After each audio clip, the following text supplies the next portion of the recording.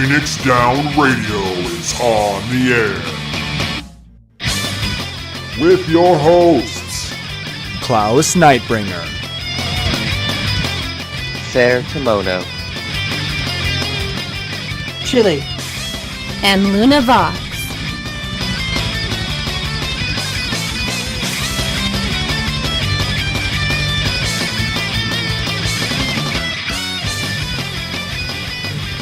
Welcome everybody to Phoenix Down Radio, episode number 62. How's everybody doing tonight? pretty dang good. How about you, Klauss? Oh, I'm not too shabby. Seyrr, Chille, how are you guys doing? I'm not too bad. I need more Coke. More Coke. Oh Please, God. more Coke. You're back at it again, huh? We thought you broke that here when after all the airship building, but no, somebody had to go into relapse, huh? Hey, I hear it's an effective treatment for the bends. No. From For the sky, I know. beds. Why do you want treatment against me? That's not... I don't even know where to start with Womp womp. Wah, wah. Well, everybody, welcome to 4.2. This is going to be a spoiler-free episode, so don't worry about that, guys. I haven't even gotten through the storyline yet. Yeah, what the hell? that. I haven't even started it yet. I started it because, well, I had to get so far so I could get Hell's Lid and I Byakko. totally missed the part where the dinosaurs start attacking with lasers on their head. Oh my God, what? And the sharks come out of the sea. You see? Luna, spoilers. I know. No. This was legitimately hinted at in the fishing log. Duh. I am not making this up. Oh God. I mean, I'm pretty sure the fishing log thing was a throwaway joke, but What that's about what we that twist thought. about where you're a primal all along? That Oh, one was yeah, not in the that's fishing right. log. You You're are right. a primal? This is all just a dream. None of this is real. Wait, now Oh, this is Final God. Fantasy 10? Yeah, pretty much. Oh. I was going to go with the Dallas reference, but I might be dating myself. I mean, look at me. I finished MSQ, and here I am in my glamour that I would wear in real life. Is this the real So the life immersion I is have- false. or Final Fantasy? I have seen so many people doing the moms and the dad bods and whatnot. That sweater is so adorable. Yeah. I think I actually It gives might you have such a that nice sweater. butt as well. It's easy to make. It's super easy to make. So if you guys want a sweater, I'll It's- knit And you a then- sweater. There you go. Yay. And then you And just I'll use your put- Tantalus breeches and you've got jeans and Yeah. get your favorite footwear for that. And there we go. I'm wearing Exactly. Mog slippers. This is my crafting glamour. Eh, Something moms And are I'm on tough. culinarian right now, so I have a frying pan. So Oh God. it's legit. So yeah. I am the mommy of light after all. Yeah. I thought you were the mommy of darkness. Oh, I can go either way. Oh my. How badly do you want to piss Duality. me off, Klaus? Duality. It can be both. There we go. Oh. So, everybody gotten through a lot of the stuff in 4.2. I think I've done most of it. I feel like I've Except- still got a good bit left to go. Yeah. Yeah, like I said, I've got storyline to do. I've unlocked most everything else, but I haven't touched much on the glamour dresser yet. I've messed with it a I little hate bit. that thing. We'll get to that in Yep. discussion, I Yep. think. Yeah. But there are feelings. Yep. We'll talk about glamour tonight. Yeah, That'll there's be going to be a our lot of discussion glamour topic. discussion tonight. So we are going to be talking about that interview that Luna did with the Eorzean Glamour Idols. So look forward to that. And don't worry, I'm not going to spill shit on my keyboard again. You better not. I And won't. Chille, no drooling. Oh, I'm already drooling. Oh, shit. Well- Get a bucket. Yeah, put a bucket under Chille. Maybe hang it from one of those claws. We'll get an ice cream pail that can just strap Just- around his head, and we'll tuck it underneath his chin. There you Just go. have the Klauss shake him out over Abelathia's spine. Yeah. Be fine. And then it began to rain. So aside from in-game stuff, what have you guys been up to the last couple of weeks? Well, I ended up getting my iPad, and I luckily ended up getting my pen too. So Oh, you did? I've been yeah. So I've been working on learning programs and different things for drawing, and been practicing drawing, and That sounds realizing amazing. that and realizing that trying to draw something that you're not used to drawing, that's a challenge on 2 hours of sleep, is a no-no. But yeah, so I've been doing that. Excellent. If anyone would like a drawing, just send me a DM with some screenshots. I need practice. Very cool. And I need willing victims. I mean volunteers. Willing victims. So, Chille, you went to an event this last week, didn't you? It wasn't Final Fantasy related, but... No. I went to an event down in London. That was a lot of fun. So, yeah, it was expensive, though. Very expensive, getting there and back. I would imagine. I mean, that's quite a jaunt for you to go all the way down to London. It's a 4-hour trip. Ooh. A 4-hour tour. So, yeah. Well, 3 hours on the train, and then, you got your other pieces of travel as well. Yeah, and connections and stops. So, yeah, about 4 hours altogether. Okay. But it was a good event. So, very cool. Glad you enjoyed that. How about you, Seyrr? What have you been up to? Did you teach any more kids about non-Newtonian fluids or things like that? Oh, wow. You remembered. Good job. Nothing on that, although I did end up preparing a bunch of things for Teen Tech Week, which is going to be at the start of March at your local library. Ooh. Technology and stuff. So helped with some program preparations for that. Helped people with help someone... some nice old lady get onto Facebook and find her long lost twin brother, so that felt really good. Aww. And then I played a whole bunch of Tfue. Dissidia, Final Fantasy, Opera, Omnia. Tfue, which we'll be talking about here in a little bit.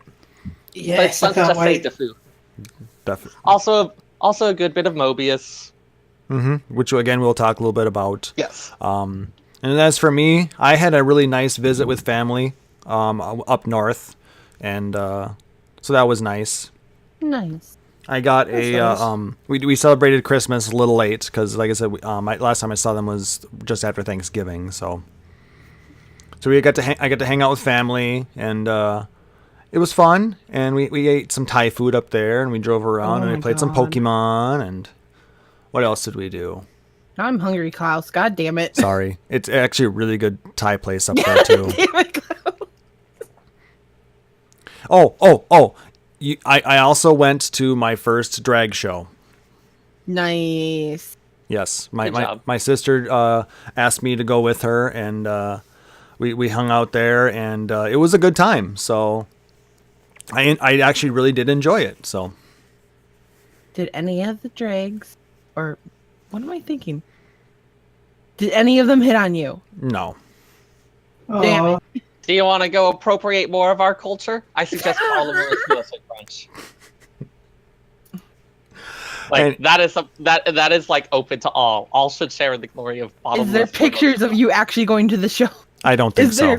Damn. I don't believe there's any photographic evidence, but what the hell? If there's no photos, it's not real. My sister can corroborate my story, so. How convenient. You just happen to have a sister.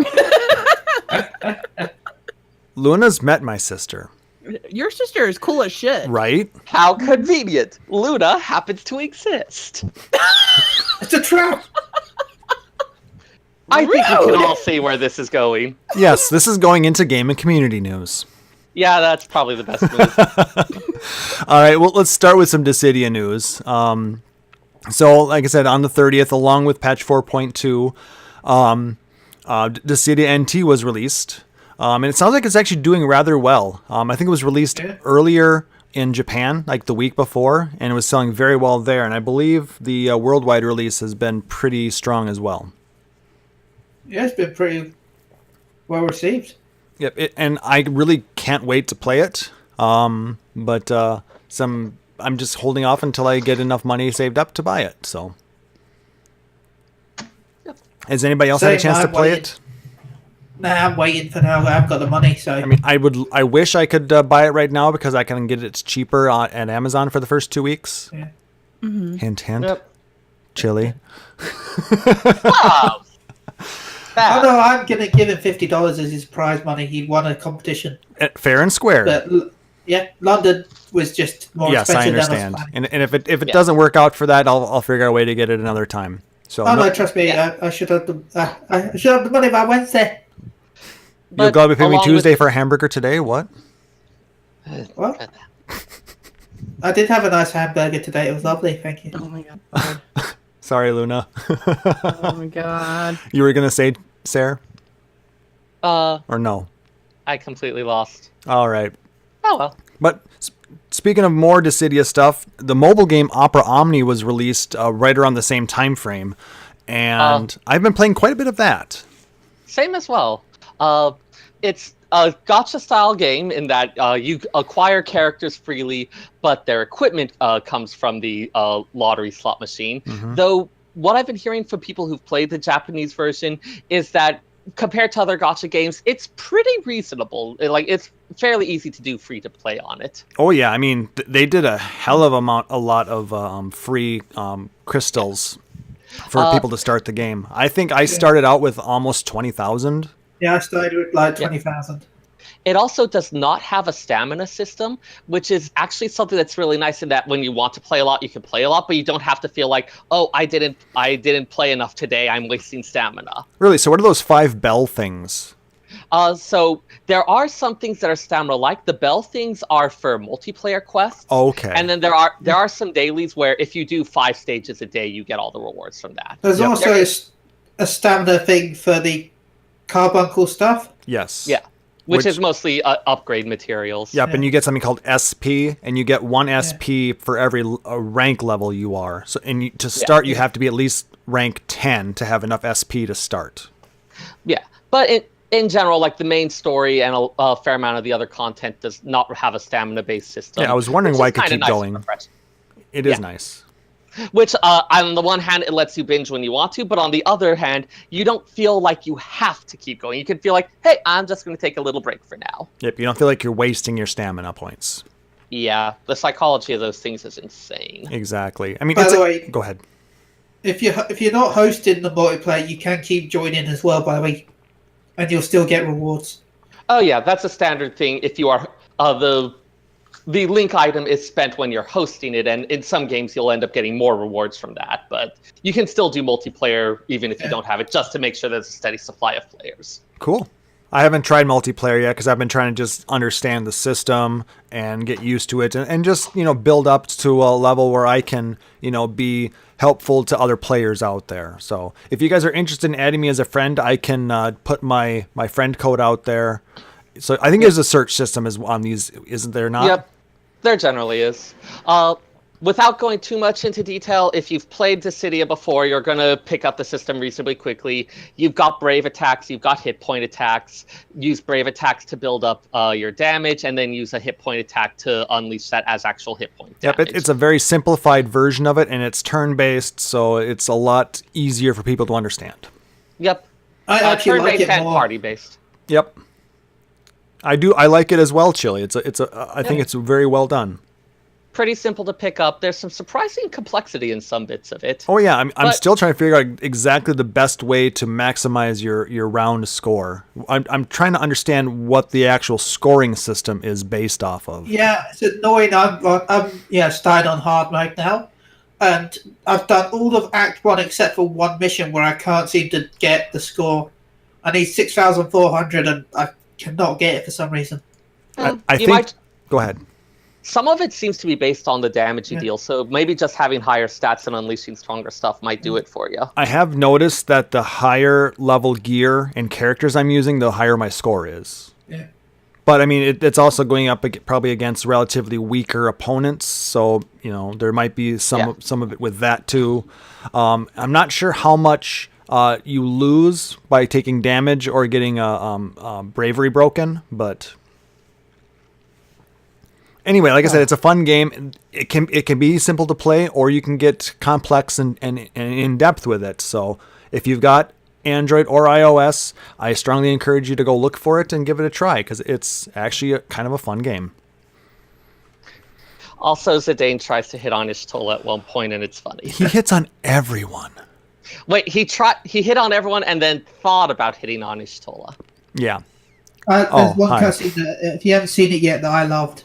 Yeah, there's a lot of really funny ones where actually any female character, he will hit on them. But yeah. It does have the Dissidia hallmark of having the characters from these various things actually talk to and interact with each other. And there's lots of fun little explorations of and reminders of the various themes of each game. Yep, the story's very cute as well. All right, let's move on. We'll talk a little bit about Mobius. They have a new crossover event going on to bring back Final Fantasy VII. Yep, they had already started with a repeat of their Eclipse Contact event, which was their original Final Fantasy VII event. Yep. They've extended the length on that and added, I think it's called Fate's Calling, which is adding a lot of stuff with Sephiroth. Yep. So basically now you get to go to the Northern Caverns and then take on Sephiroth, but you realize that you need more power, so you end up going back to Midgar. And then you start taking on some of that, and yeah, it's very cool. Yeah. They've additionally added a Legend Job Hero of Despair that is based on Sephiroth, as well as an Ultimate Hero, which is a Sephiroth skin, so that gives you the actual appearance of him in your battles. Yes. And you can also fight against him in multiplayer, I believe. Yep. They are actually having a special set of rewards based on the number of times he is defeated, I believe by the 8th. So pretty much the first week of the event. Correct. So I've gotten through about halfway through to getting to the second, Mako reactor. They've changed a few of the items in there as far as how you proceed through. I like the new security checkpoint system that they've added. Are you familiar with that, Seyrr? Yeah. I think this is the Eclipse Contact part. I actually did go through all of that earlier, so that'll save me. It's actually slightly different. They've now set it up to where you have to go through security checkpoints, but then you hit buttons to open up a specific route, and then you have to change your route. And then they added materia. Ah, yes. Is the other piece. That's kind of cool. For those who did the Final Fantasy XIII event collaboration in Mobius, where there was the paradigms that would give you temporary shifts in battle, they've done something similar with a materia system, with materia that you can place in slots, have linked together to have combination effects that grows and levels up. So it's a rather impressive implementation of that in this system. Yep, and it's very cool. So if you play Mobius, give it a shot and see what you like. What do you think of it? Oh, and I should also mention, for the first week of the event, they are also having every day give the Mobius Day bonuses, the extra stamina from elixirs, the higher level fodder dropping, lots of other stuff to access. Exactly. As well. And a special login where you get, I believe, 14 summon tickets total. Yep. If you sign in every day. Also, it does look like we've hit the first milestone for the Sephiroth multiplayer bonus. I just checked. Huzzah. Anyways. That's for the small group of people who do play the mobile games. Just want to make sure that you guys are included as well. I know nothing. That's fine. I forgot to say, by the way, you know the Opera Omni game? Mm-hmm. There should be an event starting next week for the school stuff. Cool. So. Looking forward to it. Whatever. Here I am just playing Animal Crossing Pocket Camp still, and just I'm into this. I have some friends who are super into that. It's a thing. It's definitely a thing. All right. Another thing that was just announced is Final Fantasy XII Zodiac Age is now available on PC. And for the first week, I believe it is currently $40, which is 20% off its normal price, and includes 3 bonus audio tracks and an exclusive wallpaper as an early purchase bonus. So if you are wanting to get that and play it on Steam, I strongly encourage you to go do that, because next week it's going to bump back up to $50. Everyone loves a bit of tactic style politicking and intrigue, right? Yep, and it's a fun game. I've heard that the way they've implemented it with the new Zodiac job system is very nice, and it's really good. It definitely made it a bit less of an overload on trying to figure out how to actually build people. Yeah. So like I said, if you've been looking to get that and didn't have a PS4, now is your chance if you have a PC that can handle it. Nice. Speaking of PC games, Well, actually, we'll talk about that in just a second. Let's jump into some Final Fantasy 15 news. There was a new patch that was released for Final Fantasy 15 that allows you to spar against Ariana Highwind. Ooh. And that's free content that they've added in, which is very nice. I think it's to kind of celebrate the announcement of the Royal Edition and the release of the Windows Edition coming up in March. I didn't get much details on that one, but I just thought it was kind of cool that we can fight against Ariana whenever. They did announce that the Pocket Edition is going to be slated for release this month in February. And it's one of those where the first episode is going to be free, but all the other ones will cost money. Episodes 2 and 3 are 99 cents each, while 4 through 10 are $3.99 each, or you can choose to get all of them for $20. Guys, the first one's free. Right? But I don't know how I feel about this one. The one saving grace I think with this is it's basically just the story mode stripped down. Just a shame it looks ugly. And Sarah's making tea, I think. A little bit, yeah. I thought I heard the microwave going back there. And then talking about Final Fantasy 15, the Windows Edition, there is now a benchmark available that you can get by going to the Final Fantasy 15 website. And my God, is it brutal. Has anybody else checked it out? No. My PC is entirely too old, and Bitcoin mining is making graphics cards absurdly expensive. That's true. So, like, this is not... Until, like, cryptocurrencies crash hard again, this is not even on the horizon for me right now. I mean, and Director Tabata even had said that the Windows Edition isn't a console port. It was built from the ground up.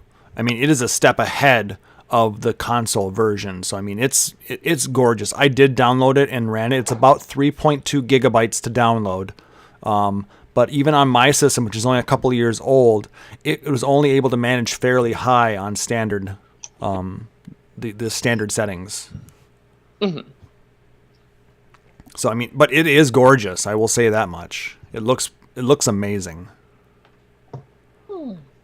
And they did also then give the pre-order bonuses. They listed those. So if you buy it from Steam, you will get a fashion pack, which is a selection of episode-themed shirts for Noctis that gave him status enhancements.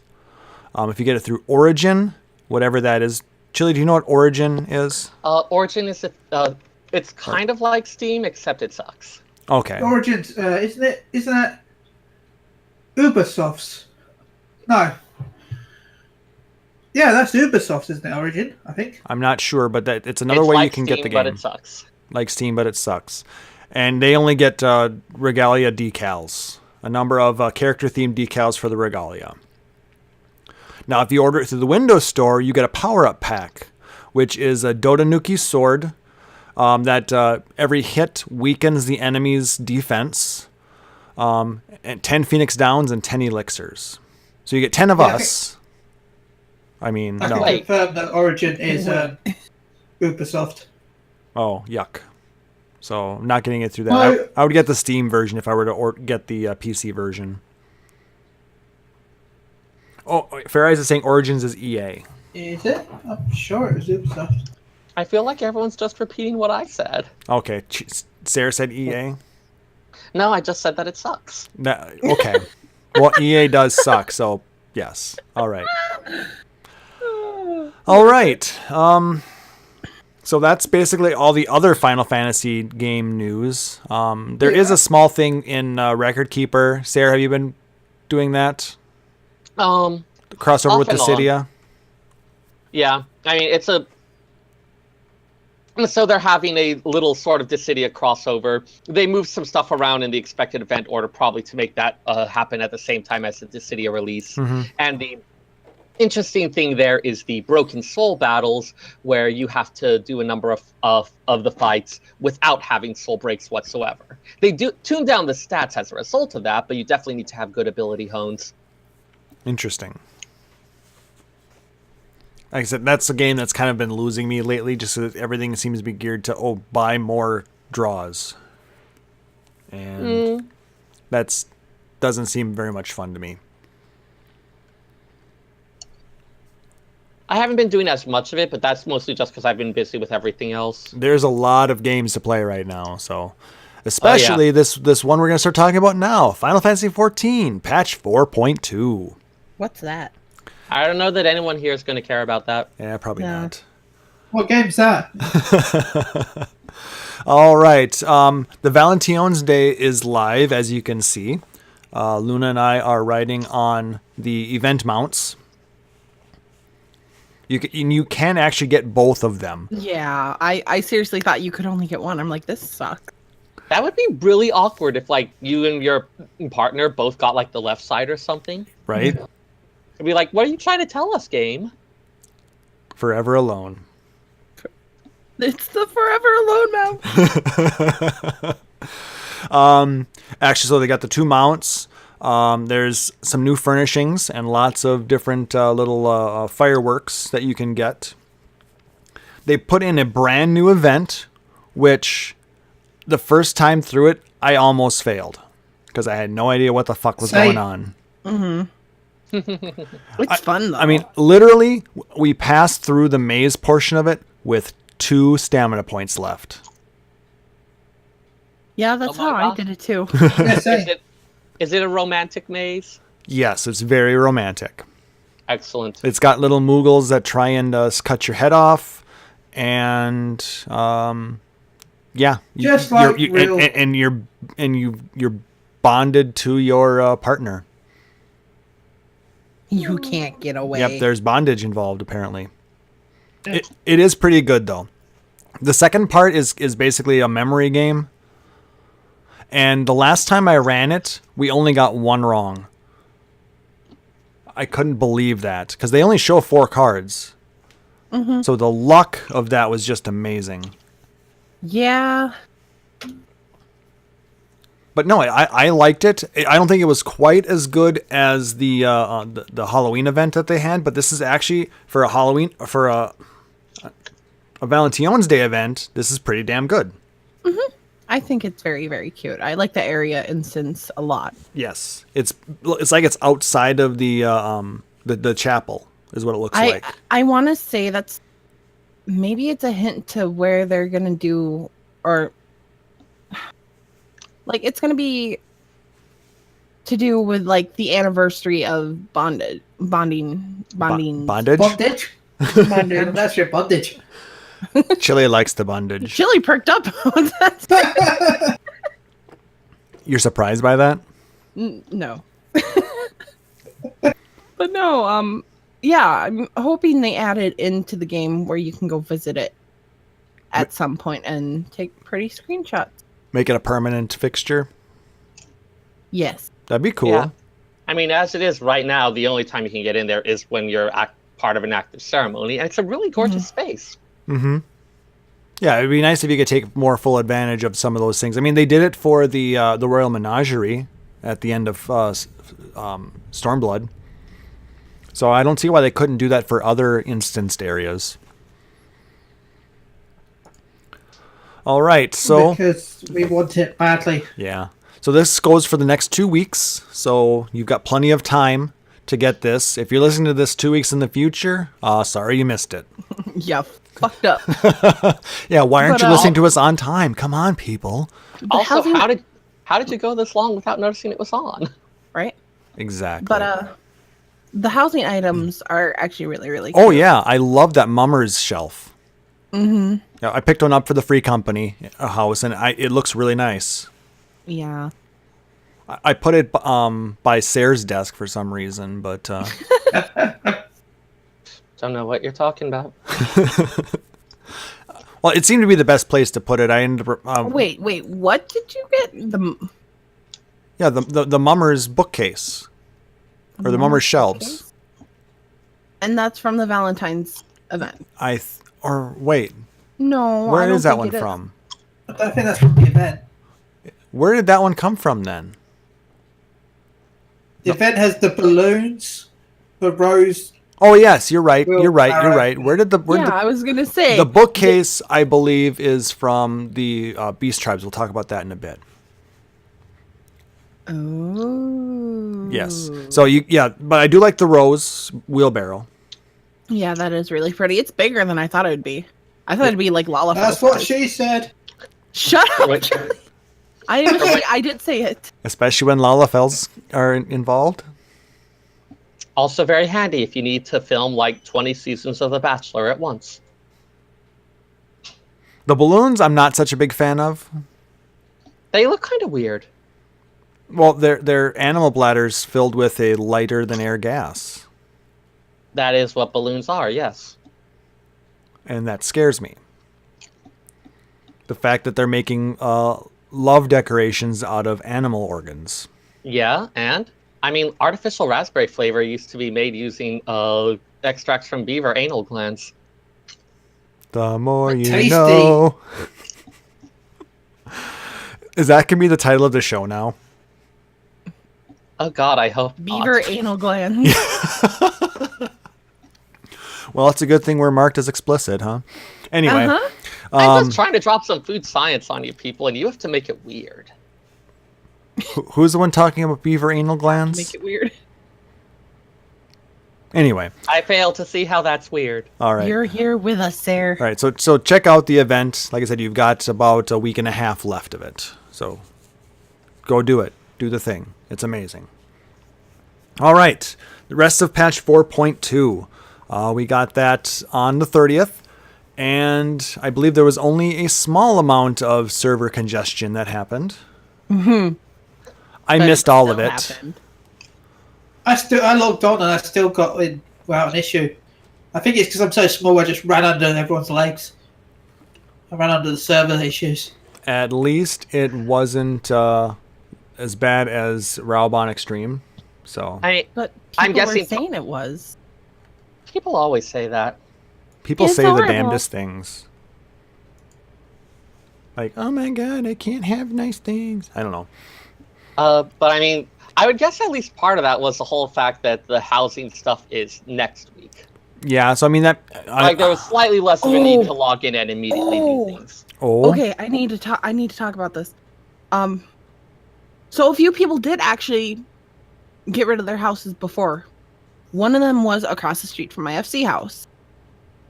And there was some experimenting being done with who could buy the FC house, how long it sat for, Mm-hmm. stuff like that. That A house actually sat long enough to get cheap? Oh, just wait. That house sat for over, I want to say probably about 15 hours. Really? Wow. Free. No one could buy it. FCs couldn't buy it. Sure as hell couldn't be privately bought.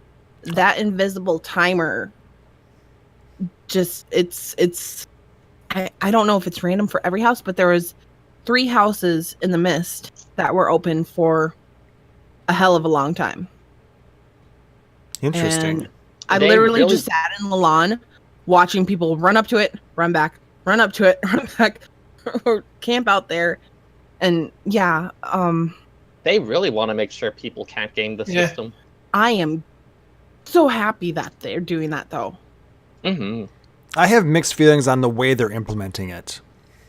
Given what they already had, I think it was about the only choice that they had Well, to do this. Couldn't stuff. they put just a timer on it?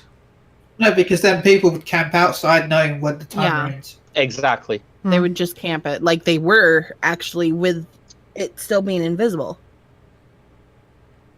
But I guess I talked to one lady that popped up there. I'm like, yeah, no one's been able to get in. And she was telling me that she was camping a house that was open. It was for sale, but the invisible timer was going or whatever. And someone ran up and relocated to it and could get it. Yeah. Yeah, if you can relocate, Yep. there's no timer. Yep. Oh, so once a plot is available, so you can relocate directly to it? Yeah.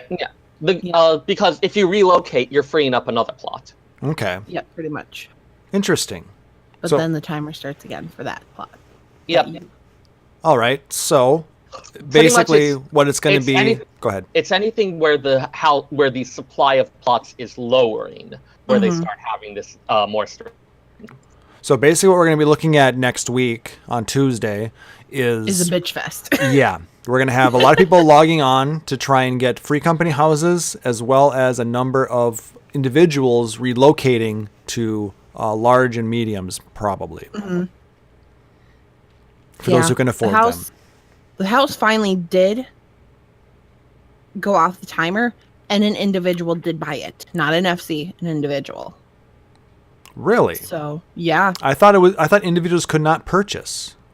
Nope, they did. It's one person owning that house. So, would a free company have been able to buy it sooner? No, because someone in a free company, rank 6 free company, 10 plus people, tried to buy it and they couldn't. It kept saying housing is not available at this time.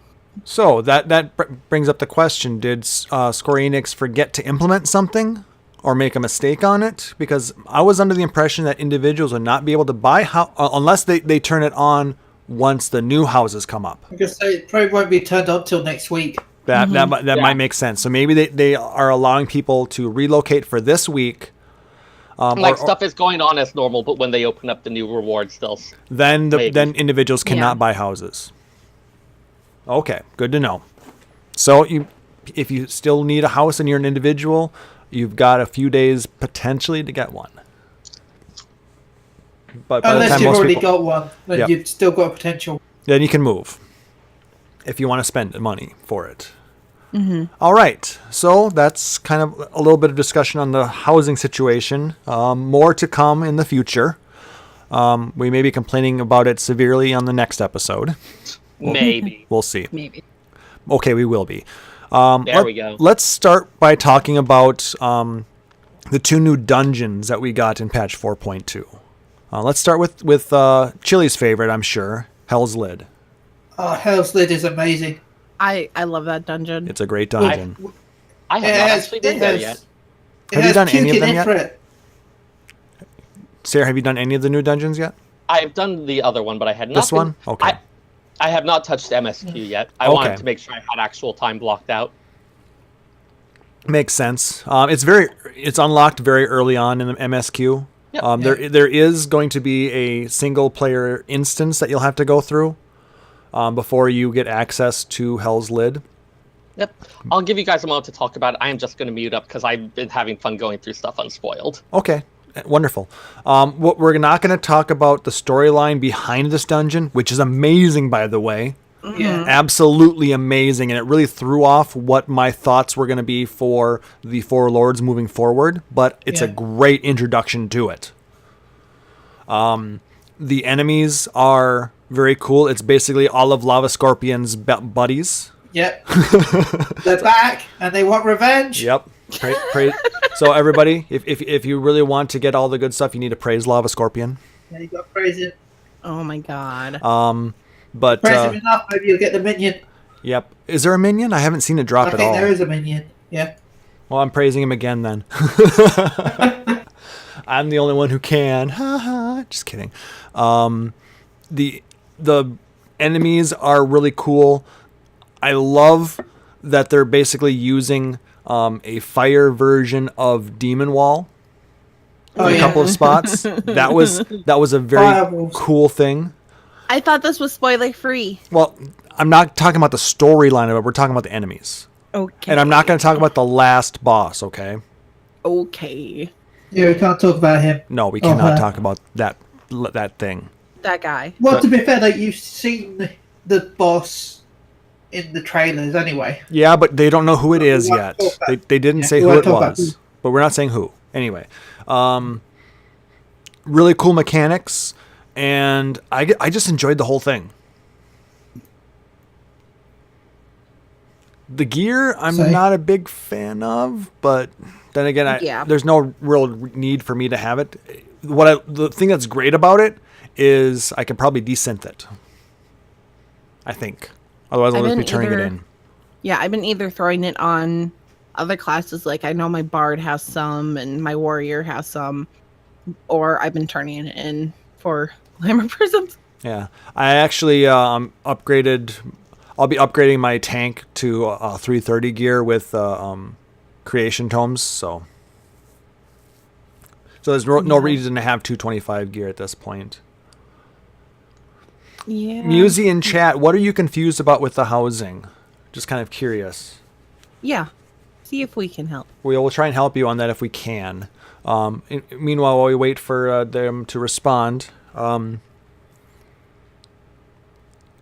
than that, like I said, the dungeon, like I said, I like that it was very early on in the main storyline, so you can get access to expert roulette very quickly again. Mm-hmm. So you don't have to slog through a lot of story, which I think it's going to be a bit longer storyline with this patch. A little bit. Because I mean, I've probably spent about 3 hours so far running through MSQ.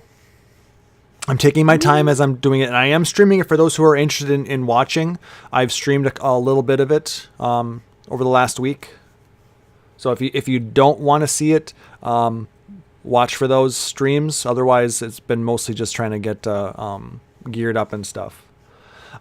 Musey, as far as in a few days, housing, all 6 new wards for all the housing zones will be dropping on this coming Tuesday. There's going to be a short maintenance on Monday night, Tuesday morning, and when the servers come back up at 3 a.m. Pacific time, the new housing will be available for free companies to buy, new free companies, and anybody to relocate to. I don't know if it's anybody to relocate. Yes, It's anyone. I did read that they specified that individuals can relocate. This was in an anyone can interview with relocate. Yoshi P, I believe. I don't have the source in front of me, but I do recall reading about it. But individuals cannot buy a house if they do not have one yet. Yeah.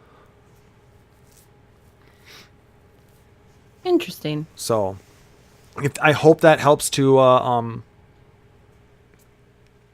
makes it a little bit more easy to understand for you. Otherwise, we'll be more than happy to try and re-explain it to you a little bit more after the show. So, continuing on, we'll wait till Seyrr gets back so he can, or maybe we should mention that we're done. Yep, he wants us to ping him there. All right. So let's talk about the second dungeon, the one we're in front of. The Fractal Continuum hard mode. I am so happy at the music choice. Mm-hmm. Just the fact that they're using the Primals version of it is just, I love it. I love it. So good. The place was so unsettling in all the right ways. Right? The boss, the monsters were just spot on. That first boss, you do not deserve this giant Tomestone. I have to say the section leading up to the final boss had me like almost jumping out of my seat a couple times. There's lots of stuff going on in the environment that really drives home just how horrible a place this is. Yeah. There are some torn pages that are throughout the dungeon. I've only gotten a chance to read a couple of them because people are still speedrunning already. I went back and looked, and there are only 1 or 2. They mostly explain the individual that you locate during the course of it, and it shows up in the wrap-up quest. Okay. But yeah, Which also deals with a couple other awkward questions that we've known about for a while, but other characters have not had to deal with. yeah, I'm happy that they brought back. They use this as an excuse to go back to the Beast Tribe quests from ARR, or at least one specific Beast Tribe. For those of you who have not yet done the Ixali Beast Tribes quests, I strongly recommend that you do that for full understanding of what's going on here. Mm-hmm. There's been plenty of hinting about before. It was even discussed in the lore book. So. Yes. I'm not quite sure that I am very comfortable with them basically fully ignoring their past, but I guess I understand it. They're trying to find a way to move forward. Sort of. This gets into interesting philosophical stuff that maybe we do not want to spend an hour on, because otherwise I totally could. I know you could. Maybe we can expound upon that when we get into the spoiler cast. But also, the second and third boss fight I both loved just for different reasons. The second boss fight has a series of announcements going on throughout it that give useful cues for what you should be doing mechanics-wise, but also just really drive home the unsettling nature of the Allegan Empire. Yeah, it's like where we're at is like a exhibition arena that's supposed to be showing off this wonderful technology of this prototype we're fighting. I mean, that is the general idea of the Fractal Continuum. It is a repurposed warship that has become a museum of the wonders and glory of the Allegan Empire. Yes, that. Yeah. And then the third one was the final fight was a lovely callback, right down to some of the. I later explained to a friend, I was like, the animations were the right animation. Those of you who have played Final Fantasy VI, I think, will understand. Yeah, because I had no idea myself. We won't get into full spoilers on what's all going on. Save that. But how it relates to coming into the Final Fantasy XIV world, I thought they did a pretty good job of integrating it into the storyline. That they are... I think it's okay to explain this portion of it without being a spoiler. They're showing off prototypes of Ultima, basically. Yep. Different iterations on we fought Ultima in 2.0, but these are kind of like early iterations of ideas that they were throwing around. Various models with various primal fighting capabilities, which they explain in great and loving detail. Yes, so I do strongly recommend that you run it and take it all in. Like I said, these dungeons are more than just, well, for most people, they are the soulless loot tunnels, as Ruby and Yalta from Gather Together have said many, many, many times on their show. But if you take the time to really look at what they give us, there's a lot of story behind them. And it's a lot of fun. Just a lot of atmosphere, too. Like, the atmosphere is just great. Exactly. So, those are the dungeons. Anybody here run Sigmascape? Yes. Normal mode. Just normal mode, yes. I have not set foot in Savage yet. Chille is our resident raider, and he is currently working on O5S. Yeah. We only really had one try because it has been a busy week for the group, but yeah, we stepped into O5S for a bit. Very cool. It was fun. For those who are interested, O5S was beaten within 24 hours. Yeah. It was beaten in like an hour. Or, I mean, all of Savage, I should say, was beaten within 24 hours, I believe. Yep. O5S was beaten almost right away. But, the mechanics on a lot of stuff is really fun, though. And again, there's a lot of fun callbacks. Yep. Do we want to talk about who the bosses are? I know they've shown one, two... They've shown them all off. They showed all of them. Except the last one, but we know who it is. They didn't really show off anything about it. Yeah. So, do you guys feel comfortable talking about it? I'm good. Yeah, right. Sounds good. As long as we don't talk about all the mechanics. Exactly. So we get to fight a train in O5S.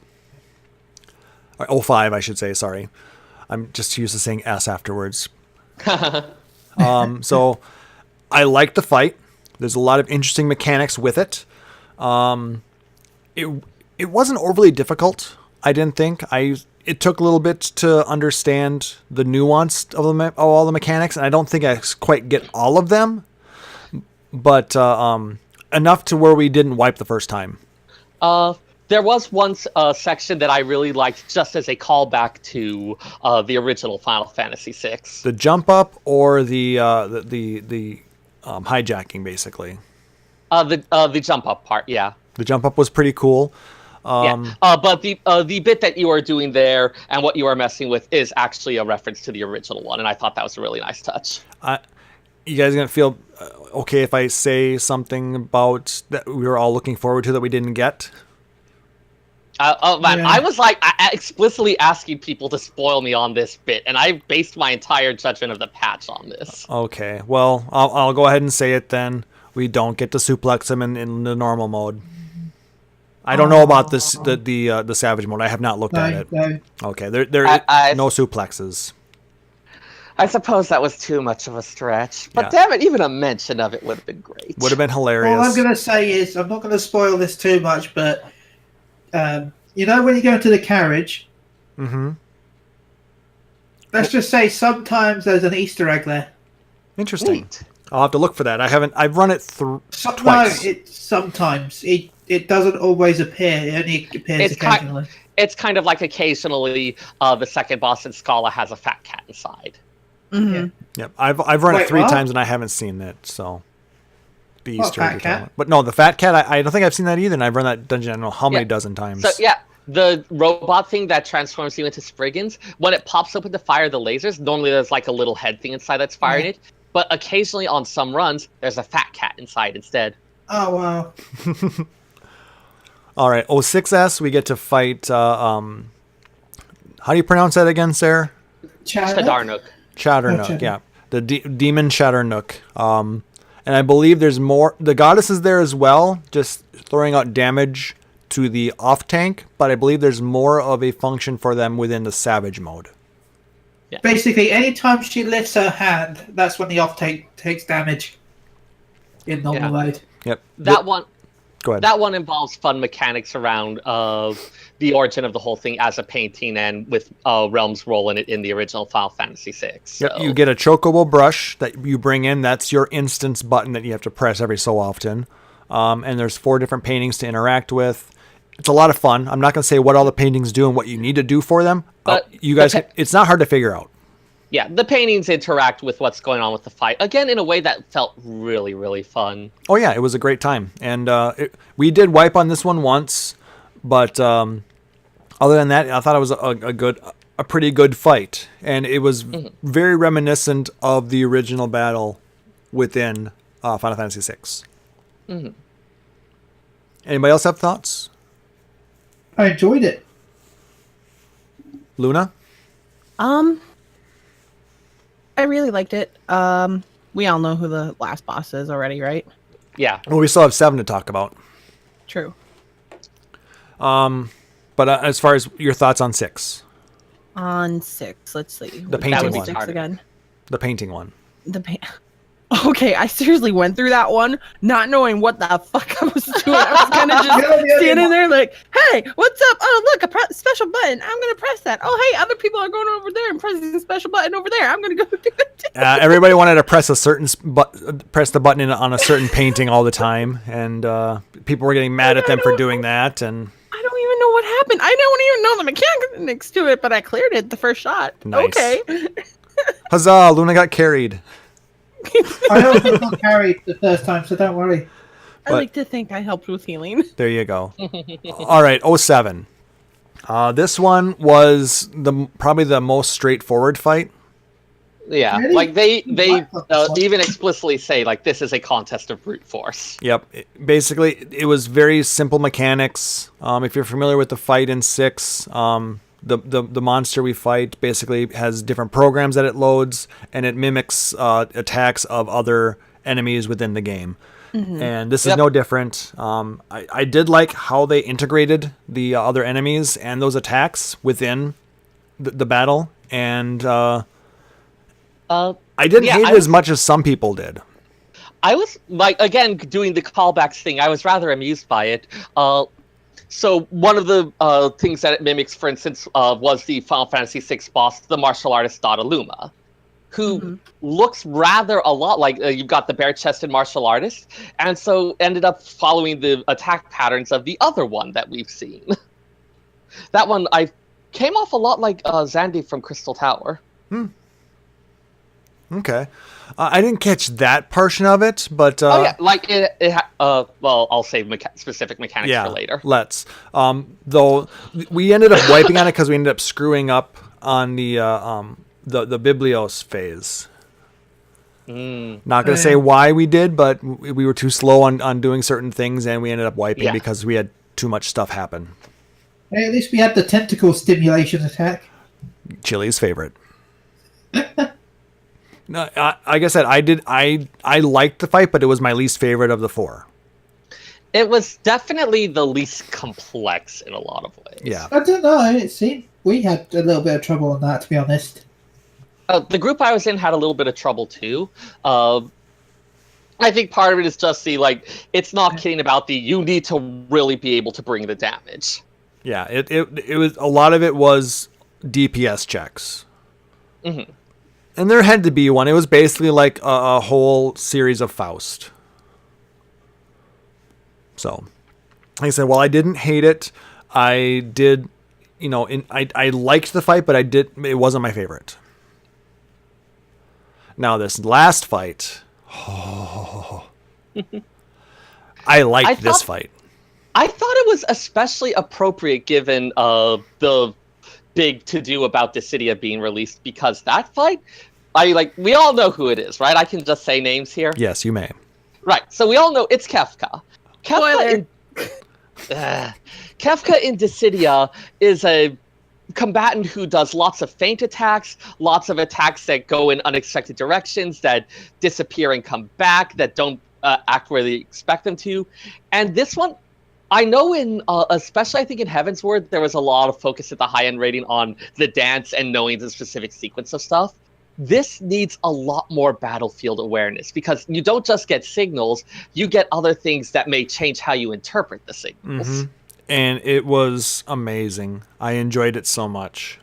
Oh man, atmospherically, it was just great. Yeah. Yeah. We one-shot it. I did get a hint as to what I needed to do without spoiling it. But like I said, other than that one hint made it very survivable, though. I'm not going to say what it was, but I ended up having to ask a couple of my friends, okay, when this move was going on, what exactly was happening? I managed to get through by figuring out some of the bits, but at the end there were still parts I was confused about. Yeah. I mean, we could have wiped on a couple of different ones that things that happened, but we fortunately only a couple people ended up falling off. This is a battle where you can fall off the edge, but like all of those battles now, you can be revived afterwards. So it's not like Old Titan where you are basically done. Pretty much after Old Titan, they didn't do that. Well, actually, Leviathan as well. Okay. It was a thing. But they don't do that anymore. I think they realize it's not necessarily and Bismarck. that's just too hard. And Nirvana. Really? Yeah. Because the thing is about it is that it's not just that it makes it harder, but it makes it less fun. Mm-hmm. Exactly. And you can make stuff harder as long as it's still fun, you know? Though Farai says in Lakshmi, but Lakshmi you can get rezzed. Because you've been able to be rezzed since Sophia. Yeah, there's plenty where if you fall off, you appear dead on the ground, and so it's you can still get revived, but it is an instant death mechanic. But what's frustrating is not necessarily the instant death. What's frustrating is the instant death, and you are now out of the fight, and this can quickly become utterly unrecoverable. Yep, and it's, oh my god, we gotta wipe. So, but yeah, that's nice that they fixed that aspect of it where you can still continue on and recover. So, overall thoughts with Sigmascape? You guys enjoyed it? Really fun. I still need to go and get my item drop from the third one. Yeah, I need mine from the third and fourth still. I was able to get all of mine. I had to run the first one 3 times, the second one twice, and I got drops on the first runs on the other 2, as well as my minion. Yep, I got all 4 of my drops on my minion as well. So, but I'm kind of tempted to run it again just for the fun of it. It is fun. Lots and lots of fun. So, 2 thumbs up from us here. Yeah. All right. Who set foot in Byakko? I'm assuming Seyrr hasn't because of storyline? Nope, I have not done a single bit of storyline. Okay. Chille, you've done it, right? Yeah, I've done it. And Luna, did you say you did or no? Yes, I did it. Okay. There are some bits in that fight that are amazing. Yeah. I'm just gonna hop out for a moment again. Well, okay, if you want, we'll ping you when we're done. It shouldn't be a long discussion. You guys should discuss it. I just really want to preserve the surprise on this. I've been having a lot of fun going into stuff largely blind. Oh, I absolutely agree with you. So we'll ping you when we're done. All right, back in a moment. All right.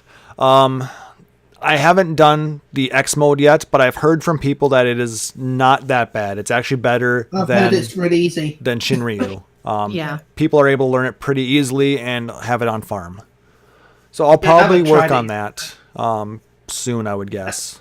And it's a 355 weapon, so 355, very nice. yeah. When I went into it, it's funny. I got through the entire fight until the very, very end where I died.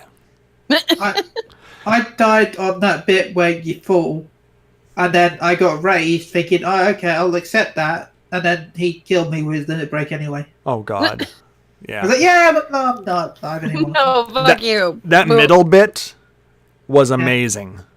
Mm-hmm. The way they set up the field and the effect that you got out of that, can we say what you get to do, or should we let people experience it? Let them experience Okay. it. Yeah, let them But experience it. But you know what I'm talking about, guys. Yeah. Sorry for and those of you who are familiar with this portion of the fight, I hope you guys understand too. For people who don't know, sorry, we'll be done with this in a little bit. But I thought that was so cool. It Oh, it really was. was. I feel like they've been playing around with that kind of idea in past fight, Mm-hmm. and they just kind of brought it into like full force here. Like totally pushed the edges and the boundaries to using said Push it mechanic to the and limit. push it to the limit. But no, it was well done. I thought the fight overall was pretty well done. Mm-hmm. It wasn't hard to learn. I went in it completely blind. Like I said, I got all the way through the fight until the very end when that big AoE mechanic that references an 80s movie with Ralph Macchio and Oh. you know what I'm talking about now. Uh-huh. When that particular move goes off, I happened to be on the wrong side when he spun around and I couldn't get to the other side in time. And yeah, goodbye, Klauss. If you watch the stream of that, you can check the video on demand of that. You'll see it. I think I ran it Friday or no, I ran it Thursday. That's right. So if you want to check that video on demand on Twitch here, you can check that out. But I thought it was really cool, and I look forward to actually jumping into the extreme mode of this. Mm-hmm. Oh, a very cool, Fair Eyes. Fun fact: if you put down Asylum or Sacred Soil, it goes with you during that phase, and it looks a little silly, but it's something that they like to see for giggles. Well, I I'm saw gonna a try that. glitch. I saw a glitch where, let's just say, where the tiger was where it shouldn't be. Interesting. I hadn't seen that. Like I said, I've only done it once, so I don't know exactly what you're talking about, Chille. When you, I'm not saying anything more because I don't want to spoil anything. Okay. But let's just say, we can talk about it later. yeah. So yeah, I think that's all we can really say about Byakko at this point. I am looking forward to the rest of the story with it, and I look forward to talking about the story on the spoiler cast. I'm gonna call Seyrr back in here then. Yep, please. All right. So that was Byakko. Next thing we can talk about is the Beast Tribes. I've already gotten my first level up. Yep. I'm sad, though, that I did miss, basically I ended up missing 2 days worth of it because I didn't get the first day before reset, and then I did not do it on Tuesday. I didn't actually unlock it until Wednesday. And I'm very salty with something on this, and I have to talk about it. Okay. The way they talk locked about it behind side quests. I am not happy with that. I'm surprisingly okay with that. But Yeah. They did that with Moogles. Yeah, Moogles did that. Yeah. Yeah. And I had to do some of those to unlock that too, and I was angry there too. Oh, you're fine. I think you live. I will live, but I'm still angry. And Yeah. I'm not the only person who's angry about it. I had to do like 7 quests. I'm like, damn it. And Not what 7 whole quests. I think the thing that makes me even more mad about it is I didn't have a job that was level 67 to do them on, so I ended up wasting all that experience. I mean, like, but those quests, like, they set up the entire reason that this is happening. Yeah. I don't remember any of them. I don't really... Oh my god, I hate you people. The Beast Tribes, so I'll never unlock it anyway, so it's fine. the line of quests that I had to do to unlock it had nothing to do with the Beast Tribe quest at all. Well, so there's... I learned about the guy who is trying to be the leader of the village and that sideline. But then there's also the sideline of what happened at Bittermill during the war. See, this is something that happened with the side quests in a lot of the Stormblood areas. Anytime that you had a quest where there was that little banner image for it, there would usually be 2 separate ones, each that had their own. And when you completed them both, there would be one quest that kind of brought them both together as these 2 disparate groups find that they've got like some common cause or solution or other thing going on. And Now I understand it, because yes, at the very end of that quest thread, it was determined that the event that caused what happened, this guy to get really disgruntled, was due to that whole plant thing and that that poison stuff. The Bittermill one, yeah. Yes. Yeah, there's similar ones in the Ruby Sea. There's one in the Yangsha that I'm working on right now. I decided to save my side quests for a bit. I have been doing my Oathard side quests on Samurai and my Girabania side quests on Red Mage because it seemed appropriate. Okay. Because I'm Seyrr and I like doing things that make sense. Exactly. Lore-wise. Because lore. That's why he's our librarian. I know. And that's why I have the Wandering Rodent on the Azim Steppe and the Red Mage who is fixing the ills of Girabania. Like, it makes sense. Now that you explain that, yes, it does, but I'm still salty about it. Grumble, grumble. See, lore makes everything better, or at least makes it make sense. Okay, I'll give you that. Nothing makes sense anymore. Now that we've it would make sense if you actually read the cutscenes. Hey. Am I wrong? Like, no. Anyway, so we've got the Ananta Beast Tribe quests, and what they're trying to do out there is pretty cool. It's actually not fully Ananta at this point, but there are a lot of the Vera tribe that are involved with this. Mm-hmm. So, yeah, I mean, one of the recurring themes is that you do have like all these various disparate groups that for a long time have been under the thumb of the Empire and trying to make a go of it outside of it in this kind of strange new world. So like, the interactions with other groups is actually really important to it. Yeah, and I'm really digging it so far. It does tie into the Beast Tribe quest a bit because I'm not going to say why, I guess, because we're not talking spoilers on it. But it's the quests are pretty easy. The experience is really good, and so far the items you get out of it are pretty cool. I'm not a big fan of the fake nails as one of the options, but I prefer my claws of the beast. Yeah, from the gold saucer. Mm-hmm. Mechanically, it's kind of been a standard thing for the beast tribes to be a little bit of a catch-up. Hey, here's a way to get some easy XP for off classes or stuff like that. Yeah, I mean, at this point, I can get over 1.5 million XP a day doing just beast tribe quests. Yeah, I've been working on my ass. Which is also one of the reasons why they usually don't become available until a little while after the expansion has launched. Yep. I mean, the first one we got in 4.1, then we got 4.2, and we'll get another one in 4.3 probably. Yep. And at that point, it'll be a more... If it's anything like the previous ones, first you get the Kojin one, and then you've got a small stream of XP. Then you get the Ananta ones, and hey, you've got a larger one. You can use half of your allowances, so the XP rate goes up a lot. And then for that third one, they'll add in the crafting one, most likely. Yeah. Well, I mean, they may actually add in a third battle class one as well. I mean, there are a couple of options that we have yet available to us. We've got the lupine, and we've got the catfish. Yeah, I'm hoping for the Damazu. I'm not quite sure where the lupine would be necessarily. They would probably be in the locks. Yeah, I guess they are trying to like... Oh, actually, no, they are... They could be either or. Some of them were dragged off, and you could have like this set of them that had been under Garlean rule who are now like trying to make a new go of it in a new land. That's possible, yeah, because otherwise they'd both be in Yangsha, and that really wouldn't make sense either, would it?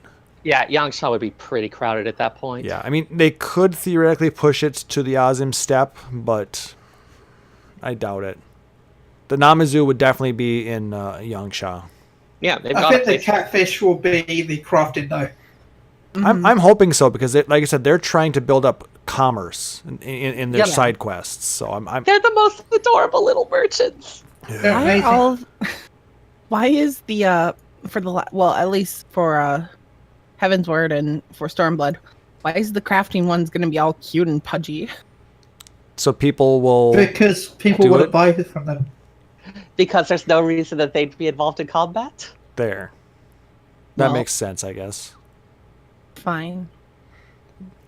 Lore! Lore.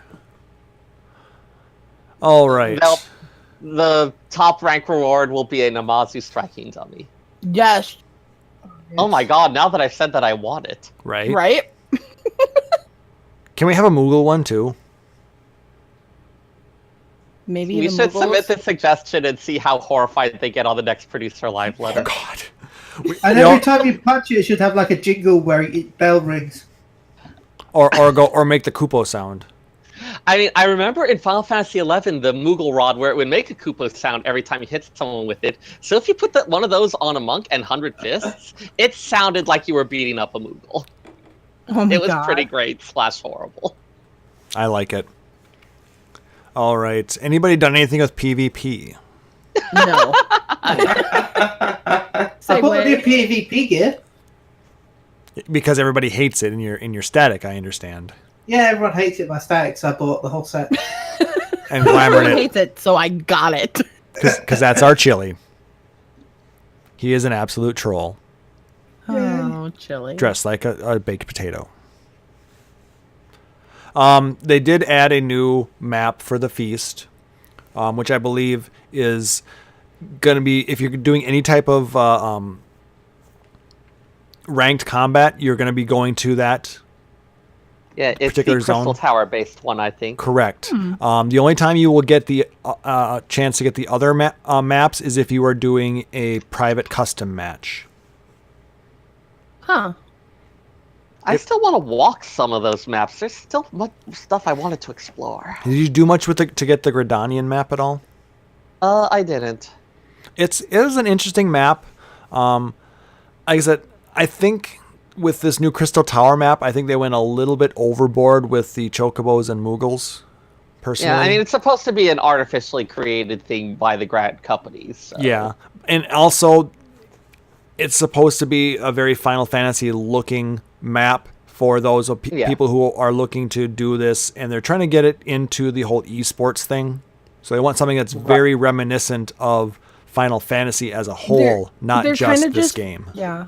They're kind of just flailing their arms, going, "Look at us! Look at us! It's Final Fantasy! Fucking look at us!" It's I mean, Moogles! Esports!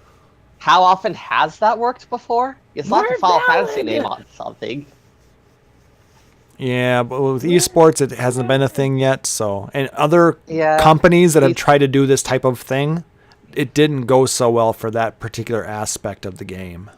Yeah, esports are weird. You would have to have this as a separate standalone game for it to be able to work in that fashion. Hmm. But they're Sorry, just, Yoshi. yeah, We're never gonna be Overwatch, no, because Overwatch, that's all it is that and we're portion never of it. gonna be LOL. Thank God. And we can never be Paragon because their servers are shut. Well, that's good. We don't want our servers shut down. So yeah, there's PvP adjustments of some sort probably. Yep, and there are a number of changes to it, which, you know what, if you want to know about them, go fucking play PvP then. Wow!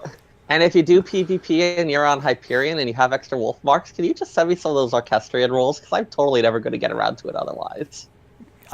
Seyrr tried to get me to buy those for him. I still haven't bought them for myself yet. But, Seyrr, go run I didn't know they were PvP. a thing. Yeah, there's like 5 roles now. Let's form a Phoenix Down Radio PvP group. We can make teams now. Let's do it.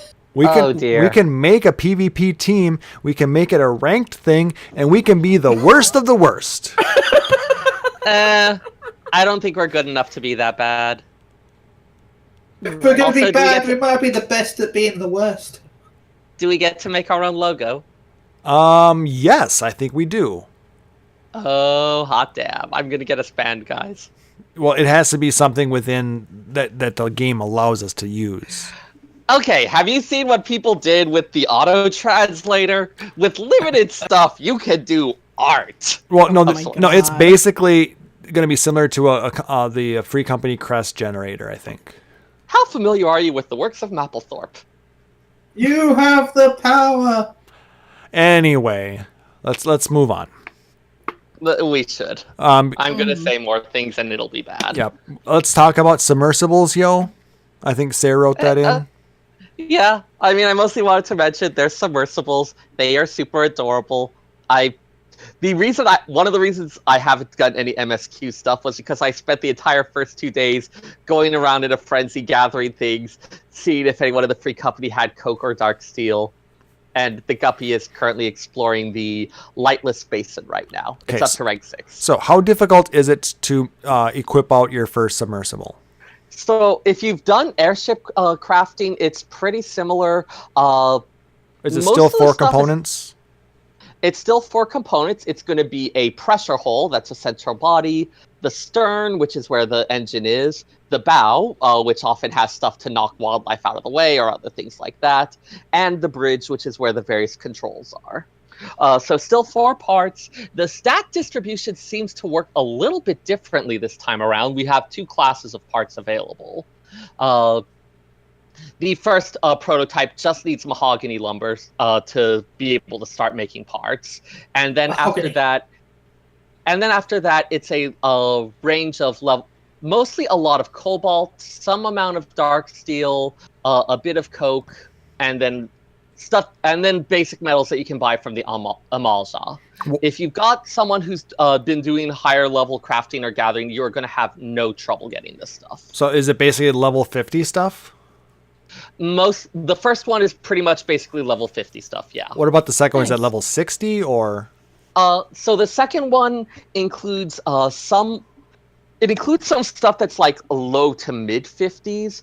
There's Garland Steel, which is a Master Blacksmith 1 recipe. There's Far Reach Canvas, which is Master Weaver 1. Some of the materials for it are found from Airship Ventures, though at this point you could probably buy it from others if you really want to. Okay, so you don't have to be a level 70 crafter in order to make a submarine then? No, this stuff is accessible. I mean, if you want, you can just buy all the materials outright, but assuming that you don't want to do that, like someone with a mid-50s to 60s crafters and gatherers is going to have no trouble whatsoever. But you still need to have somebody with at least a high enough level crafter to turn in the items. Is that not correct? Right. Yep. Yeah, Yep. But again, that's still going to be like for that specific requirement, level 50 is going to do. Okay. The other thing I would mention is that if you do have, for instance, level 65 plus in your botany or your mining, you'll have access to that trait that makes all of your level 60 and below unspoiled nodes automatically expose all the items there. You'll have access to a couple other things as well that will make it easier to gather some of those items in bulk. High quality materials are not really important for this. It's more about producing stuff in bulk. So quicksynth is going to be your best friend. So RNG is still involved when it comes to turning in the items, not the quality of the item you're turning in. Yep. And just like with airships, you have a chance based on the randomly accrued quality to get an excellent or outstanding result. These items are constructed in phases. If you get an excellent or outstanding result, the next phase has reduced materials components. Okay, but it doesn't end up impacting the end result. Right. The end result is going to be the same no matter what. You're going to have the same part with the same stats. What it ends up changing is how much you're going to need in the terms of materials to get there. I got a very lucky high quality result on one of the middle phases, and that meant we needed something like 8 less dark steel ingots than we would otherwise, and that was a huge savings in materials. Yeah, you got to use the coke for something else. I got to use it for the next part. Like, yes, like we have all heard the jokes, we all heard them with airships, they are just as true now. You are going to need all of the coke. It's the coke obsession is back. Yep. But it is a cute little thing. You get there's a little movie of it diving deep. The stuff that's been bringing back so far has been mostly tier 2 and tier 3 materia, nothing super special. But it does. One thing I did notice is that compared to airships, it seems like, especially with the starting stats the sub had, I was able to start exploring more spaces, and it's like have it go on 2 or 3 zones in a single trip, and it seemed to come back a little bit sooner. So it does seem like the early phases go a little bit faster, helps you get into it. Okay. We need to finish the item that's on our board right now before we can continue this. But yes. One of the other reasons I did not have the Valentine's mount is that I spent most of this afternoon gathering the materials for an Unkiyu class pressure hull, which is now sitting happily in our company workshop. Yes. Nice. Very Can't cool. use it for like another week, but when we can, it is going to be ready to go. Excellent. Now, can we have 4 of these as well, or just 2? So it starts off with you start off being able to register 1 submersible, and it does look like with airships, as you explore more, open up stuff, you'll get permission to build more. One limitation, though, is that you can have no more than 4 vehicles in total out at any given time. So, for instance, I wanted to set out some of our airships to get more Vivianite for the Garland Steel, and it turns out that you can only send out 3 airships if a submersible is out. Okay, so you can have 2 and 2, 3 and 1, 4 and 0. Right. But if you, for instance, if you sent out all of your airships to get stuff and you want to launch your submersible, you're going to have to wait until one of them gets back. 10-4. Good to know. Mm-hmm.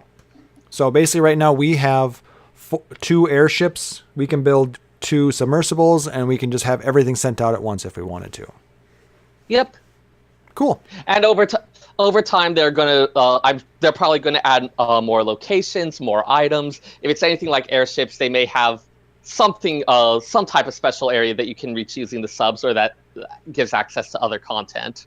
All right. If we're using the airships as a model, it's something where getting started on it early is going to save you a lot of trouble later. Excellent. Thank you for spending all that time and going through that, Seyrr, because I mean, that's something I haven't done yet, so I appreciate all the work. Yeah, supply chain is something I can do pretty decently, so... And hopefully all of our listeners appreciate that as well, because I mean, that is a lot of work, and I know a lot of free companies have been working hard on that. Yep. Save up your GC seals, run the mid-level 50 dungeons that give coke as drops, get lots of coke, get lots of dark steel. You'll need some of the other stuff, but coke is the one you're going to always need more of. Coke is it. I just dated myself, didn't I? A little bit, yeah. Yeah. All right, let's talk about the next thing on our list. This one has gotten some mixed reviews. The Fashion Report. Oh. The Fashion Report. Yeah. I think it's hilarious, personally. It's grand. Oh, it is hilarious. But.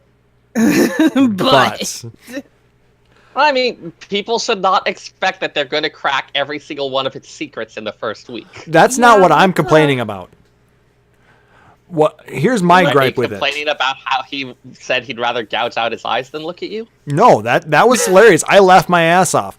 Full disclosure, my first attempt at this week's Fashion Report netted me a 17.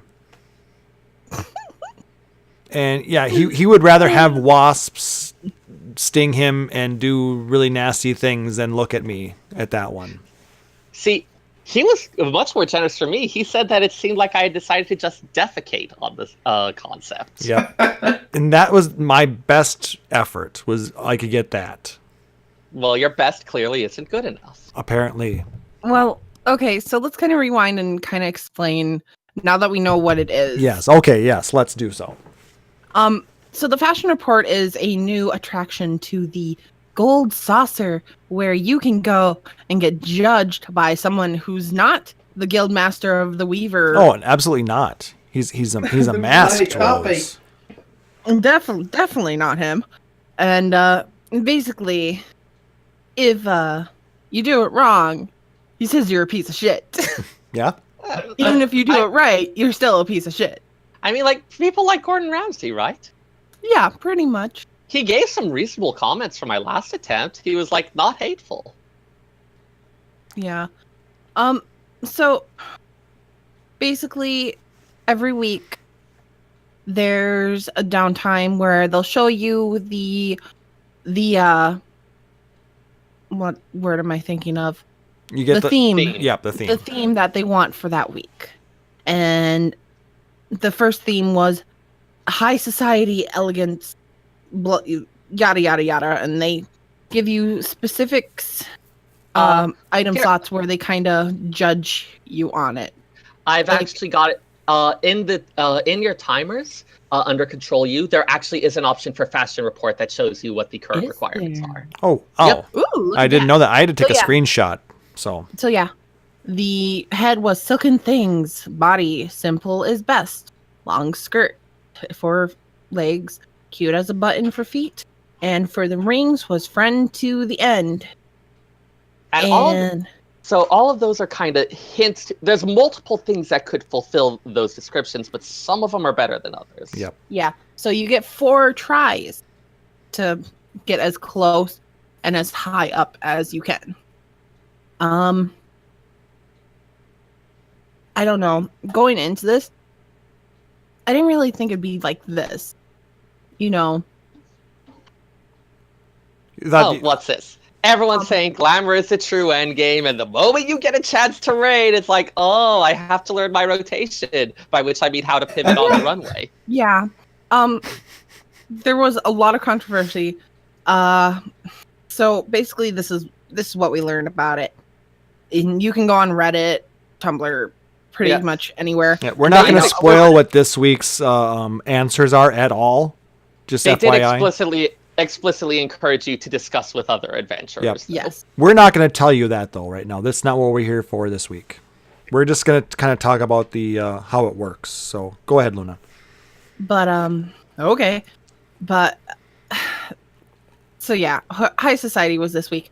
There might be only 5 things that they're looking for, like head, body, legs, but they will judge you on everything. So make sure to have all your slots filled.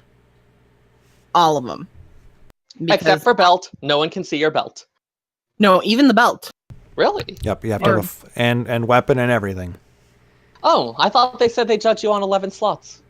Oh, well, yeah, you're right. Never mind. There's no belt slot now that I'm looking at it. Anyways. Yep, because your jewelry you can see, but your belt you cannot. Yeah. Which is why I no longer care about that chef's belt. But stats. But oh god. Basically, if you think this is what I've been hearing a lot from people asking me about it. And they go, Luna, do you think I'd have a shot? And I'd go, no, you don't. No, you might have a nice glamour on right now, but it's not what they're looking for. Yep, they want specific items, even in specific colors. Yep. Which, I mean... Dyeing it does matter. And I mean, to be fair, trying to say, like, oh, this is aesthetically pleasing is an extremely difficult computer science problem. Mm-hmm. Yep. And the thing is that people are finding out that the more expensive, the more rare dyes are getting higher scores. And yeah, this is my biggest gripe. Yep. Thank God I stacked all those gold feathers. I just had my retainers bring back an absurd amount of them from Ventures, and I saved them. Yep. Well, hang on to them. But yeah, the first time I did it, like, I kind of looked into it and judged and mixed around.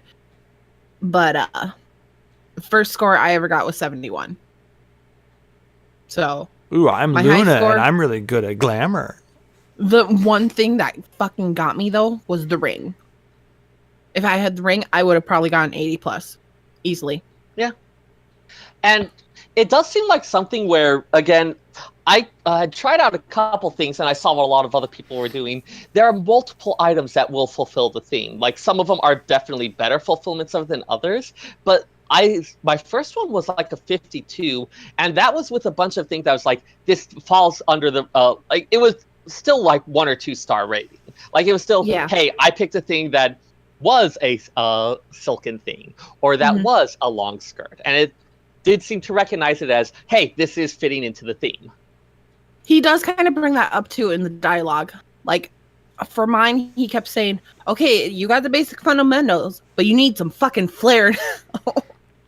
How many pieces of flair do you need? Oh my god. But Anyways, Can't you ignoring just switch Klauss. class to Flare? Yeah, it's. I don't know if I'll be doing it again because the first try, I did it. I got the 10K. Simple as that. Mm-hmm. Yeah. Otherwise, it was just a pride thing after that, Yep. and I Yeah, spent way too much money. I think it's your first one you get 10K, and then if you can break the 80 barrier, you get 50K. Yep. Huh? Really? Correct. Yep. And over See time, that? apparently, there's supposed to be more items on offer from Yes. the NPC. Yes. There's a housing item that I really, really want that coincides with it. Yeah. It's basically a makeup vanity. Ooh. I I can see why you want it then, Luna. But yeah, it does feel like something that while it's accessible to people who aren't necessarily using too much, if you want to be getting like the highest ranking stuff, then you do need to drop a bit more Yeah. on it. To get the Or just- 10K a week, it's not hard. You don't need to spend anything. You don't need to hardly do anything. You just go up, talk to him, have a glamour on. He'll judge you. You get 10K. Maybe make a basic effort. I mean, have some pride. Well, I'm just saying. I mean, if you want a quick free 10K, that's how you do it. If you want to get the bonus, my gripe with this is it's going to be fucking expensive. Yep. I Okay. don't know. One of the items that I was going to try and use for the quote unquote long skirt of this week would have cost me 250K. So I mean, use a different item. Some of There there's are the no whole other prince- different items for guys. I think there are other items that do have a long skirt to them, or at least have a skirt, if not Well, necessarily see, the that's long the skirt. thing too, is that they take cash shop items into account here and everything. And I had So- one of those. Like I said, I happen to have the Fugu gear or the Fuga gear, so I had that as my long skirt.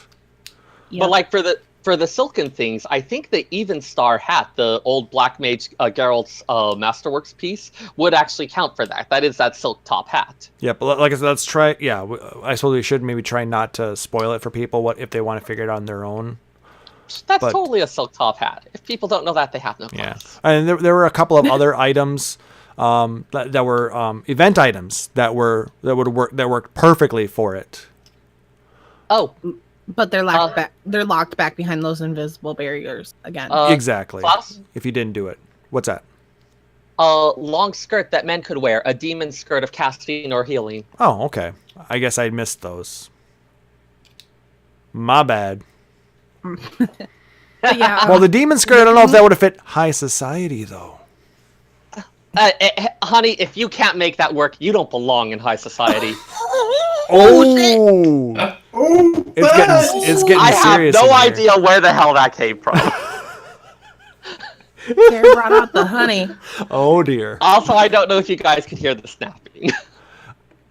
Oh no, I heard the snaps. Oh, Excellent. everybody But, loved it though. no. So yes, that was The amazing. thing is, also, if you're like me and you went to go mess with the glamour dressers right away, they do count glamored items onto it. Yes. Like So- the glamoured item counts as what it's glamoured to. Yep. It's not Yes, the item you're not wearing. what It's the item that's actually glamored. is. What it's glamored to. Yep. If there is no glamour applied to it, it's the base item. But if there's a glamour applied to it, that's what counts. And I'm just gonna say this, it's kind of more hintish than spoilery. Okay. I've never wanted a goddamn fucking ring to drop from the vault so damn badly. I ran it like fucking 10 times. No fucking ring. Plenty of bracelets. No fucking rings. Question: were you tossing the bracelets? Because there's the pity drop. No, not if you unsync it. You don't get the pity drop at the end. Nope, not if you unsync it. Oh, well then, you know what you need to do. You need to Take one suffer. for the How team. how much do you care about glamours? I'm out of tries for the week, so Oh, okay. not that much. What was your high score then? 76. Okay, so you almost got Like I there. said, if I had that ring, You would have had it. I would have had it Yep. easily. Hang on, let me see if that's a shared model. Yep. There is. It's in the level 51 dungeon, Oh, which also works. Yeah, Not as high my as high, oh yeah, and Go ahead. And actually looking at the model, I can see exactly why it works. Mm-hmm. Oh, that's cruel and hilarious. Mm-hmm. Looks like a certain thing, doesn't it, Seyrr? Fits the theme so perfectly. It's the front to the end. Oh, God. Let's go be sad over there. Hi, everyone. Welcome to Phoenix Town Radio. All right, my high score was like a 58. Seyrr, what was your high score? I've got 2 tries left, but right now I'm at 71. Okay. Chille, have you tried I it? think I can punch it a bit higher. I haven't even tried it yet, so Are you going to try it? maybe, I don't know. One important thing to note, it is not available all week. Although the theme information becomes available, judging is from Friday until, I believe, Tuesday, rollover on Tuesday. Correct. Yeah. So you basically have first half of the week is trying to figure out your glamour. Second half of the week is the fashion show. So yes, but that does mean it is not always up. It is not an always up thing. You do have to pay a little attention to the time. Correct. Mhm. Mostly, it's up during the weekend, which I appreciate. Yes. All right. Well, I spoke about it before. Let's talk about the Yep. glamour dressers. Yeah, no- I I'm really hope they torn. expand on it. I'm very torn. I like it so far.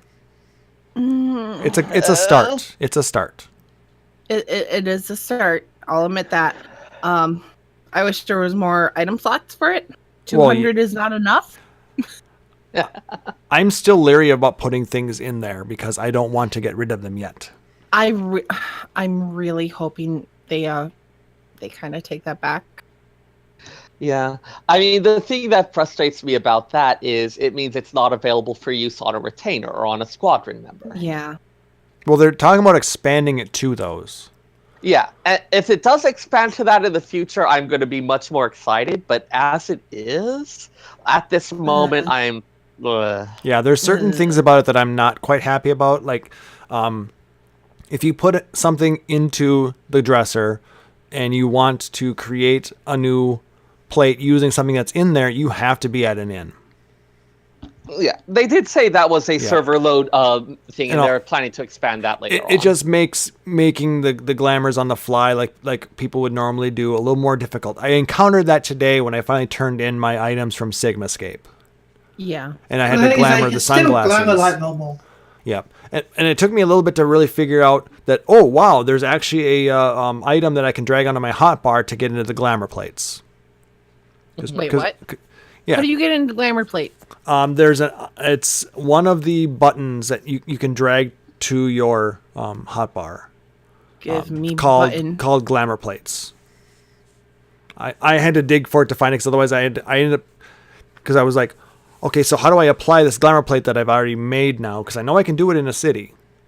Because I needed to put a new glamour on for my head, and it's like, what the hell is go that? to actions and traits, go to general, and glamour plate should be there just under advanced materia. I couldn't look for it because we're streaming right now, but thank you, Seyrr. Okay. Anytime.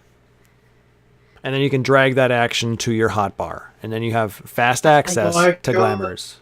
And it only works in cities, right? Correct. Okay. Cities and the inn.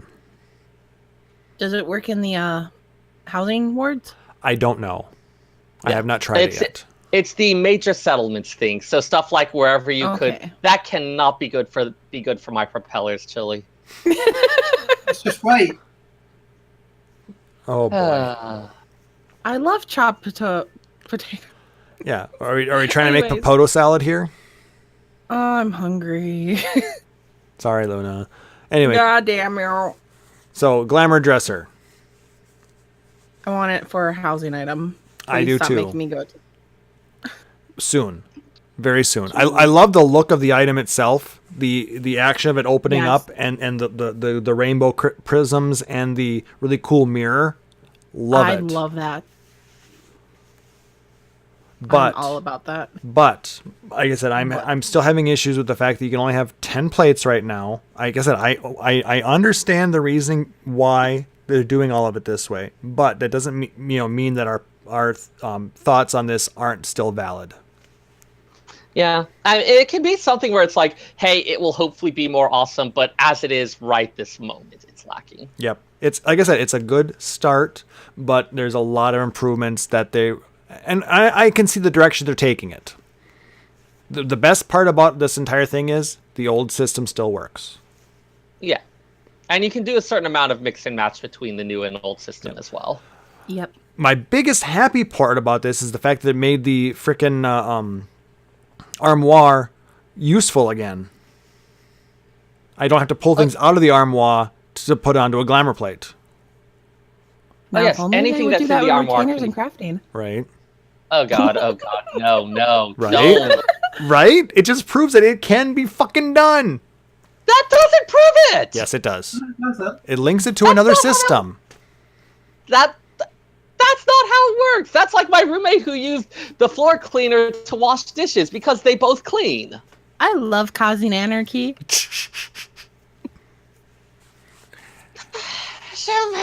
That's not how any of that works. Oh, actually, in this case, I believe it does, because it just shows that they can link up the databases together and they can make the systems work. But do you know that's actually how it's being done? Sure. That's how it's a relational database. Is it? Yes. How do you know?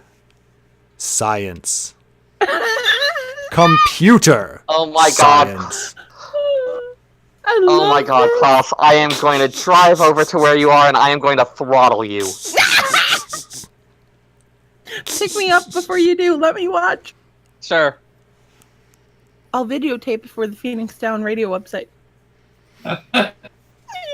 Special subscriber-only content. Watch me strangle It's on Klauss. Patreon now. Watch Seyrr beat Klauss almost an inch of death.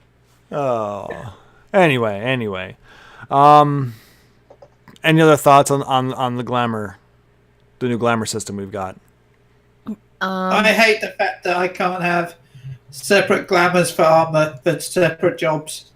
I want to be a pig monk and a Mughal samurai. You can. You just have I to. can, but I have to change actual plates. Yeah. Which I wish it would just say it for the armor on my job. you can macro that. Yeah, but that's a hassle, and I'd have to make a button. That's work, Klauss. We don't want to do that. Oh. Poor Chille. Really? I wish the game would just read my mind and then do all the things I wanted to do. Oh, It keeps doing you want this to be like- sorted out online? It tells all the things I tell it to do, which are frequently wrong. From what I can tell, though, what I want is actually going to be in the next update of it, where you can say it to your job. So Yeah, through a it can macro. Save the Oh. no, with an actual without doing stupid macros, you can actually just save it to your when you save your class feat with triangle. Oh, kind of okay. what that, Okay, I think so. They're going to save the plates to the job. Yeah. The gear set.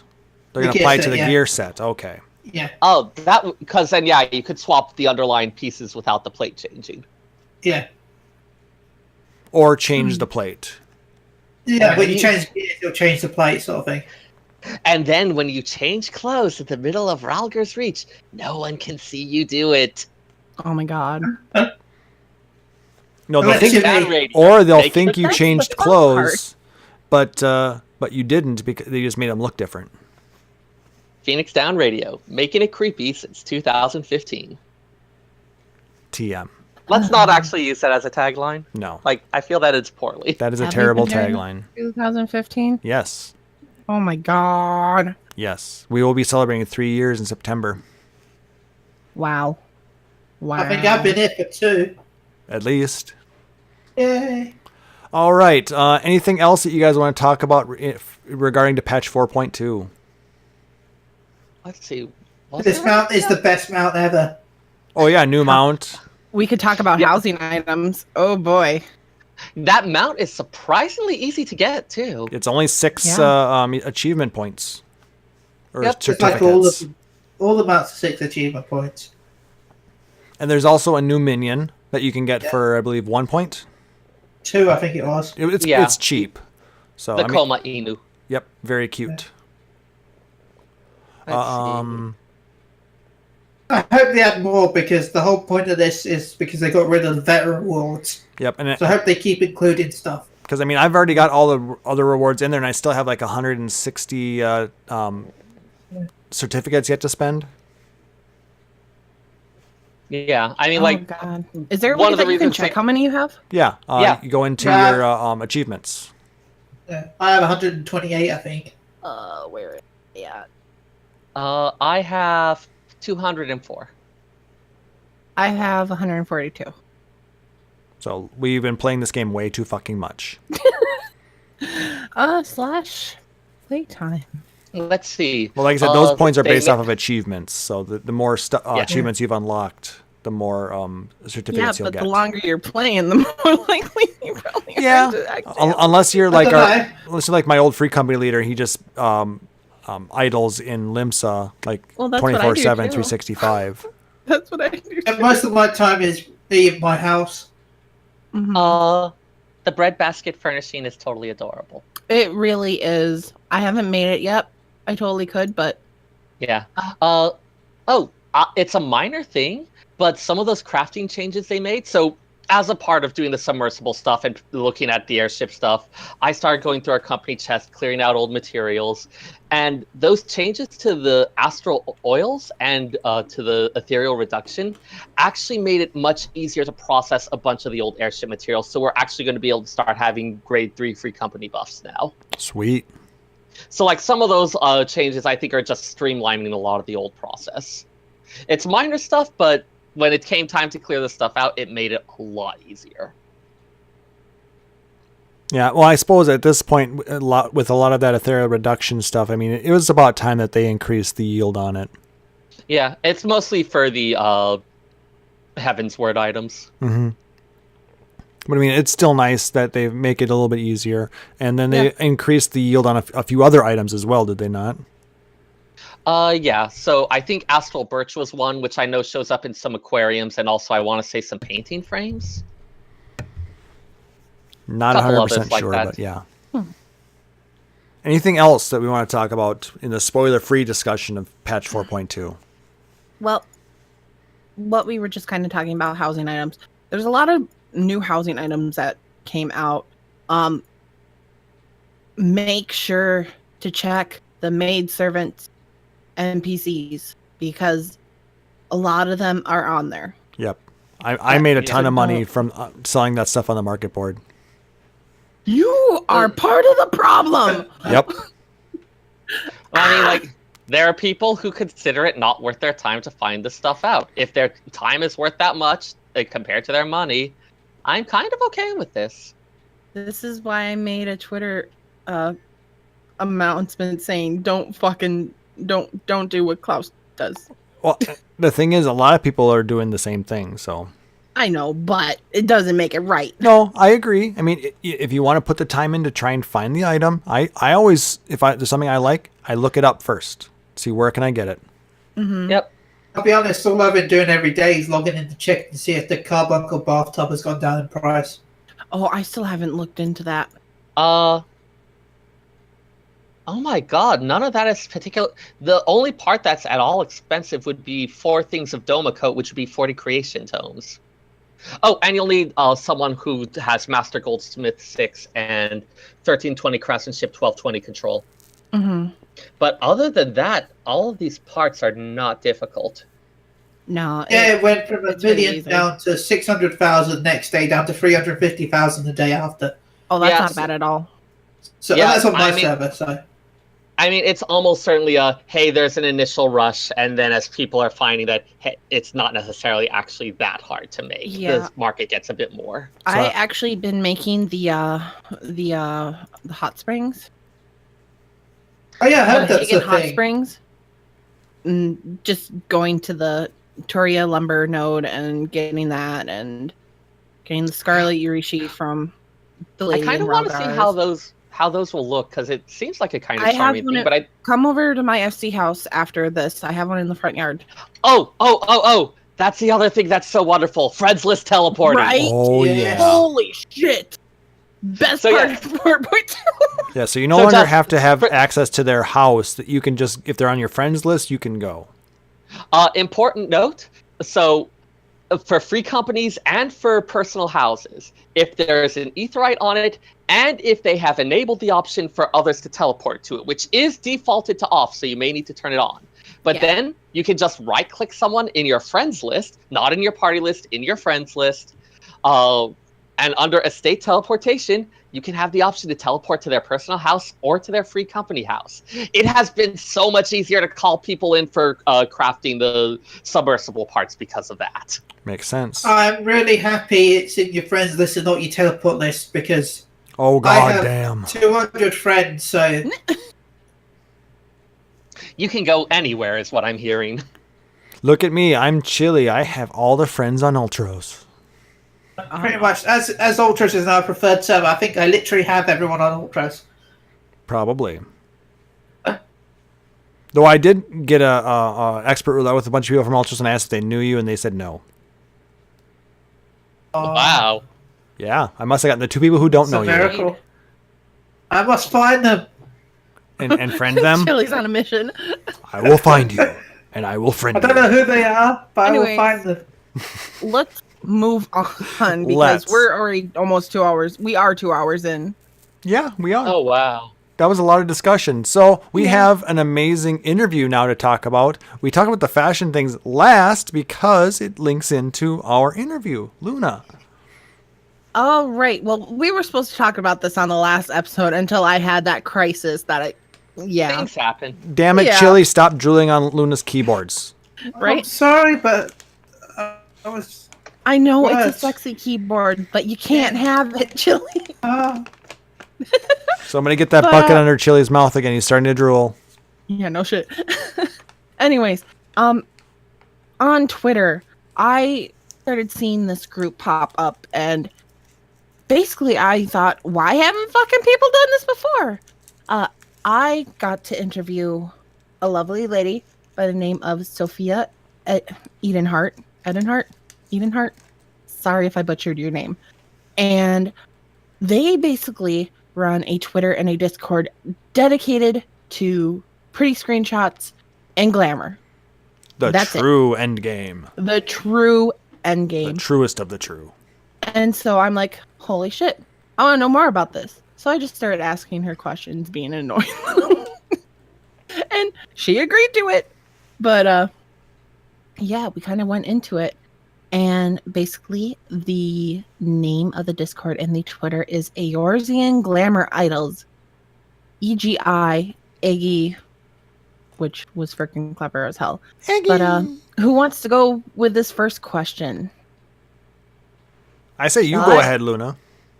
Okay. Well, having her read both the questions and the Okay. answers is going to be a little bit awkward. Do you want to don't read? let Do me you want to throw read the out. answers or the questions, Luna?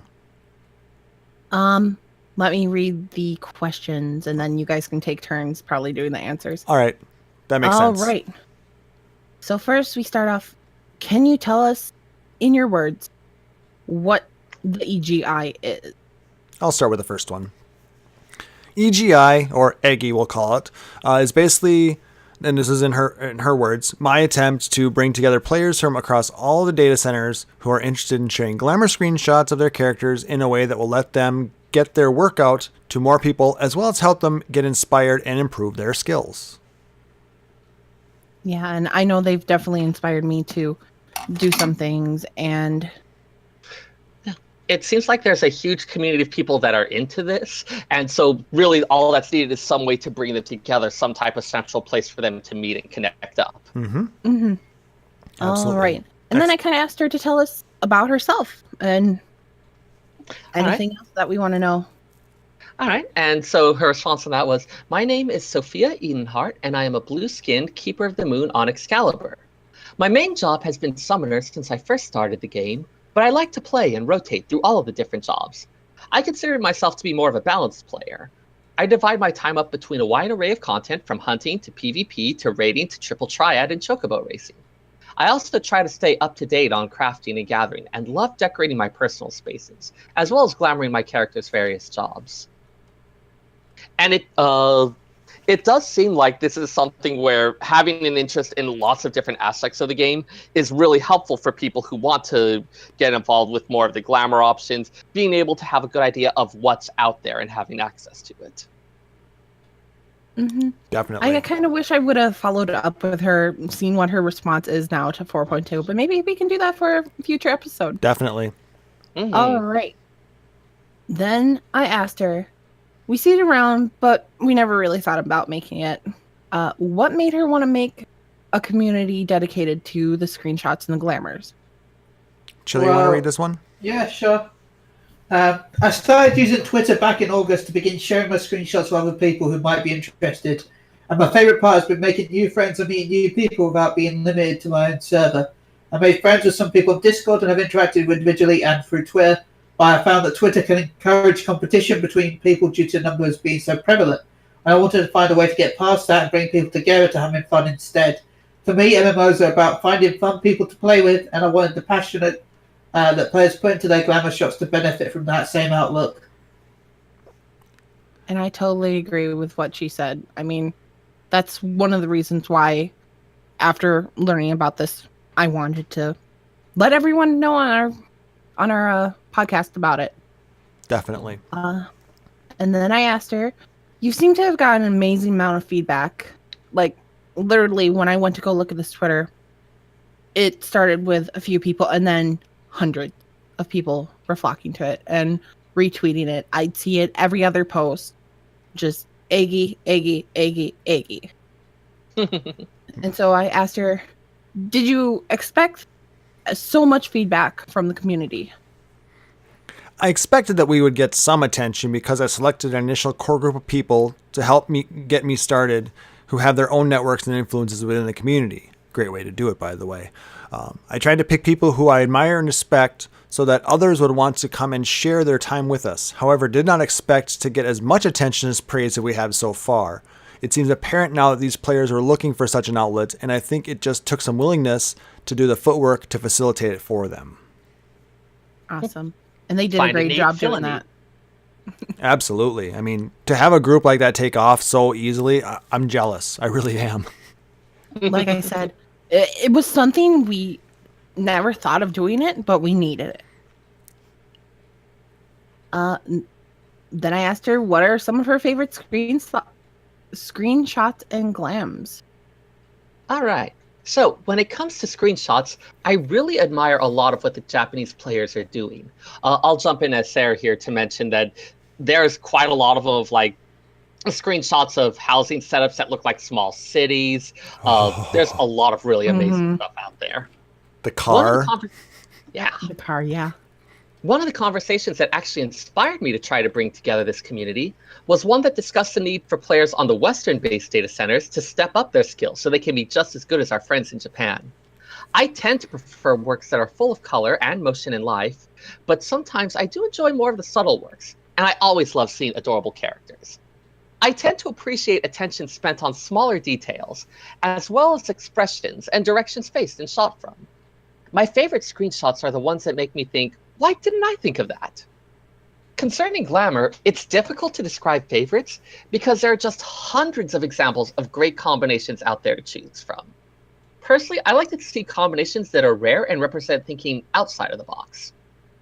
I tend to shy away from the most popular glamour items until their popular use has subsided somewhat, because I just don't like to look like everyone else.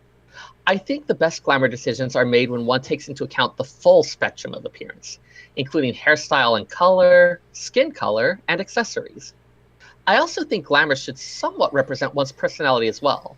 When people ask me to help them put together glamours, it is best if I know some of their personality and maybe some of the in-game emotes they enjoy using before I select the pieces and colors. Who knew that it could be so in-depth? It really can.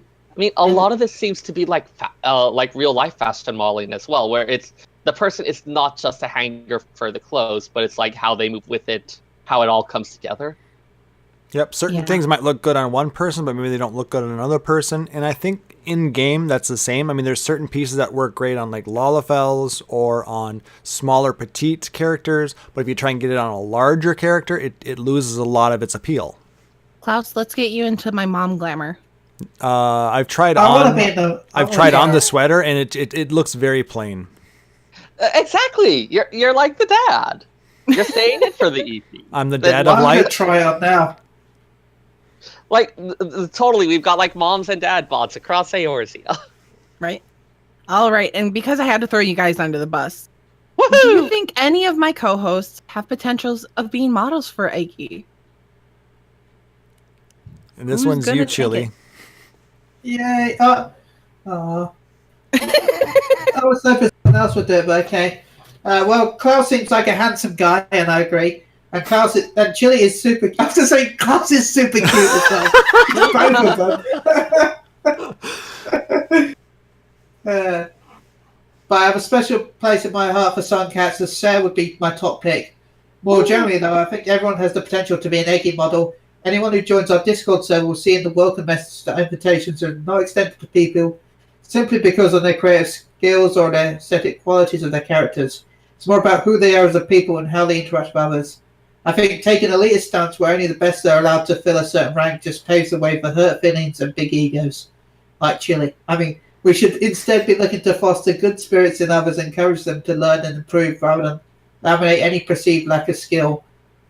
Everyone has their own experiences and style, and I think when we come together, we can create better things that we can separate individuals. I think even the most skilled and popular people can learn plenty from others to sustain a healthy amount of humility. Wow, that's amazingly Very well said. amazingly Also, put. I look Very look well. adorable in the sweater. Like, that sweater just looks so comfy. Like, it's like a, hey, this is a softer edged moment for anyone who's wearing it. Well, I hope it's Like, one of the the big soft bulky guys in sweaters, not the scratchy, itchy ones that everybody hates to wear on the holidays.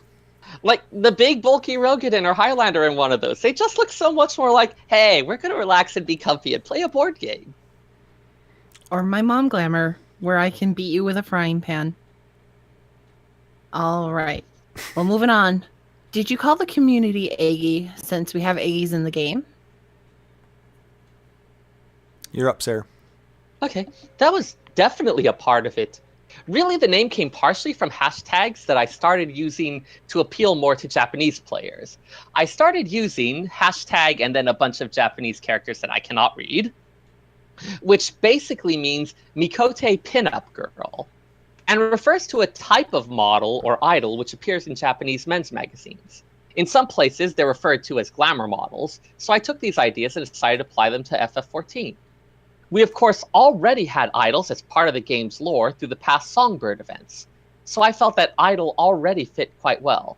And one of the co-leaders of Eggy, Holly Wood, goes by Eorzean Supermodel on Twitter, so that was where the E came from. The resulting acronym was just a huge bonus that really cemented the decision for everyone. So it was a happy accident. Nice. In game, I run a role playing community, so I gotta ask: do you / will you guys ever hold events or fashion shows? I would definitely love to do that, and I would even like to participate. The biggest hurdle is overcoming the server divide. So I'm currently thinking of ways that we can have events across data centers, perhaps using alliances through the Party Finder feature.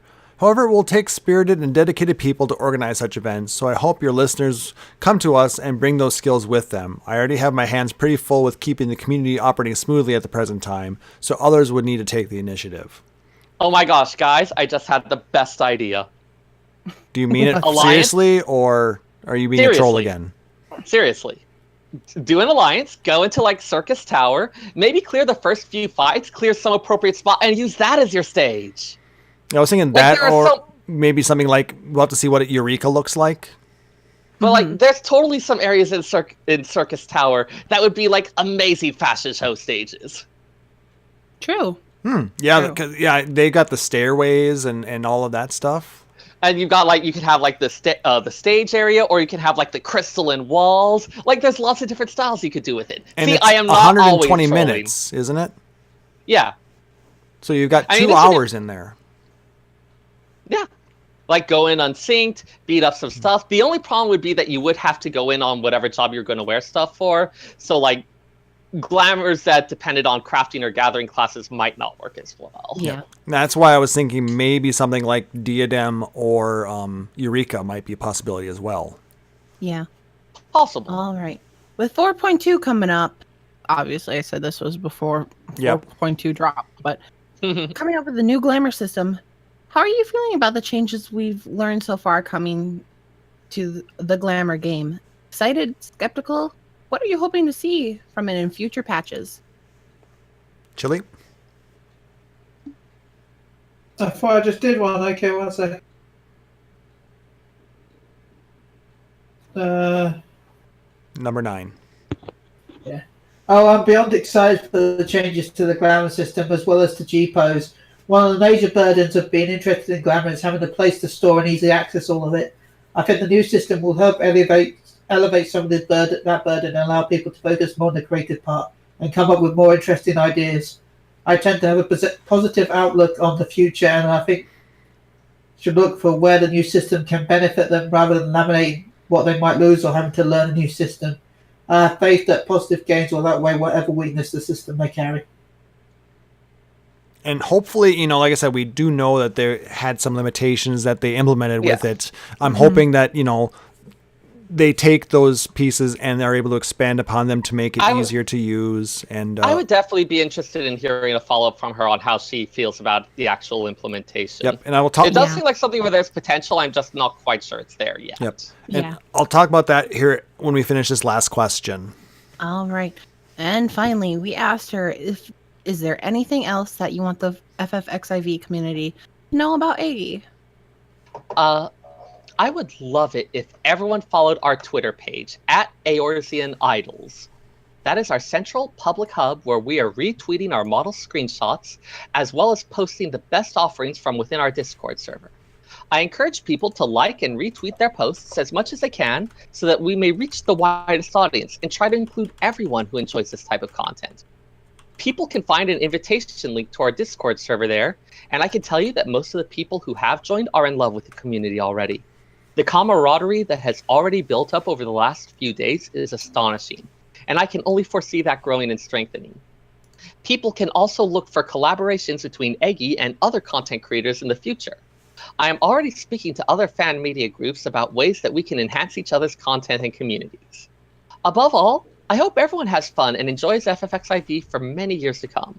Don't get stuck on a few ugly trees and miss the forest. I think this was definitely worth the wait and was an amazing interview. Luna, thank you so much for going through all that work. Yeah, thank you for letting me do it. No, do you think we can get her in to give us makeovers?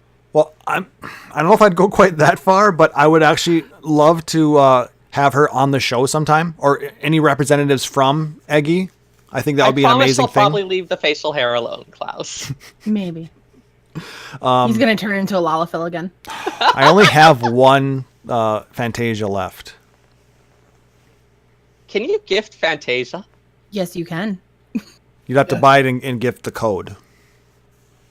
Of course, I would know that. I still have my free ones. So there's no way to just make it show up in your mailbox. You No. have to be involved at some point. Correct. Yeah. Damn. Sorry. But I said, I think that would be an amazing thing if they wanted to come back and join us live sometime and have a discussion. Maybe once we get some updates, they expand the new system, make it more accessible. See what their thoughts on that are.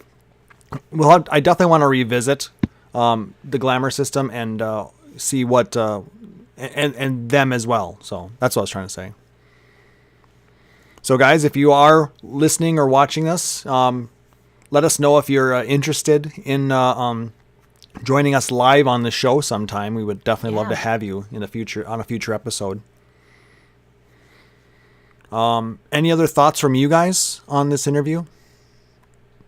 It was amazing. Good work. Yeah, it was a wonderful interview. Congratulations on that. I love how she worded. I love how she worded a lot of things in it. Mm-hmm. She seems like someone who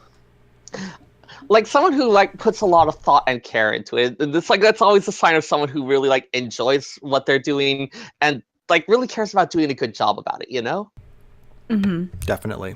I mean, you can tell there was just so much thought into it. Like I said, I've been seeing a lot of their screenshots for the past month or so. And like I said, I'm glad that Luna took the initiative to reach out to them and do this. So, I mean, it's kind of funny looking through some of these pictures.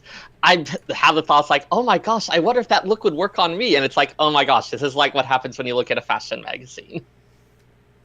You fall down But that my rabbit butt's hole. Too big. Whatever. I could totally make this look work. All right. So, with that, we're basically gonna start wrapping up here, guys.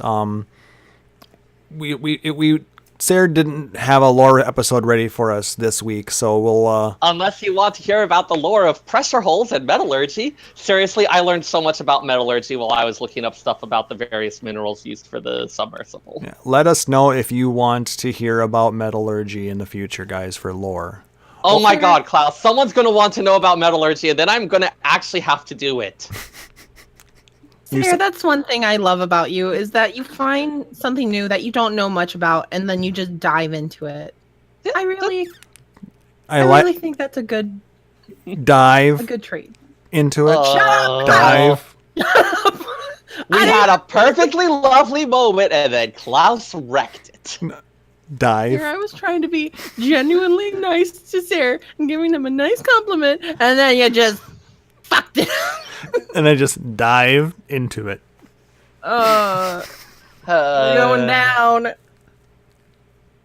The ship is sinking. Okay, now the show's done. Let's go. All right, let's do some shout outs. Who wants to start? I guess I'll start. Shout out to Iggy for letting me interview you guys. You awesome. Shout out to Seyrr for being a cool individual who likes to find out new things. I really appreciate that and admire that trait about you. There, ha! I got my compliment in. Fuck you, Klauss. Shout out to my people over at my FC, Sin RP, that are RPing over at our place right now. We will start opening again. We took a little break for the patch, but we open every Thursday through Sunday night at 7 p.m. PST. Other than that, I guess we're over at Miss Ward 6 Plot 44, but you could find us. You can find us. Yeah, Luna's shouting it all the time. You could just friend me and teleport there too. That's an easy way to get there.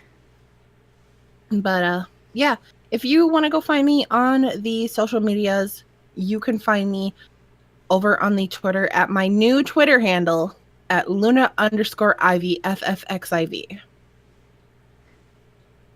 And yeah, that's all I have to say about that. Wonderful. Who's next? I'll go ahead and give shout-outs. So first off, shout-outs to my wonderful co-hosts. You guys are great. You put up with most of my jokes with gentle good grace and occasional return razzing, and I really do have a lot of fun with that. Good. Shout out to the members of my free company, Phoenix Down, who were surprisingly generous in contributing random stores of submersible materials and have good-naturedly put up with all of my babbling about where this sub is, what it's doing right now, how I've named it Guppy because that's totally an adorable name. It's because he used all the coke. Like, seriously, I don't know why I haven't been blacklisted more. I go on about this a lot. But they've been surprisingly patient and, like, encouraging about it. And people keep, when I call out, hey, I need 3 more people for company crafting, people keep coming. Like, so thanks to them for all the support they've given. It's been fun. They're a great free company. Like I said, it's my old FC, so they're awesome people. Mm-hmm. Good folks. And where can you be found on the social medias? Oh, right. So I'm on Twitter at FFXIVSEYRR. I mostly tweet random things that I cooked with my friends or occasionally thoughts about library things. What is the last thing I tweeted anyways? You may want to consider making this one a public account, Seyrr, so people can retweet some of your cool stuff. And then if you want to make a private one, just make another one. Oh, yeah. The last one was about that one guy who was in Lota who was being like, oh, whatever, it's not like I'll see any of you people in content that matters. And then I checked the lodestone, and it turned out I personally knew the leader of this FC. That was hilarious. That was pretty great. Yep, and nobody could retweet it, Seyrr. Nobody could retweet it. Fine. We want to love your stuff, Seyrr.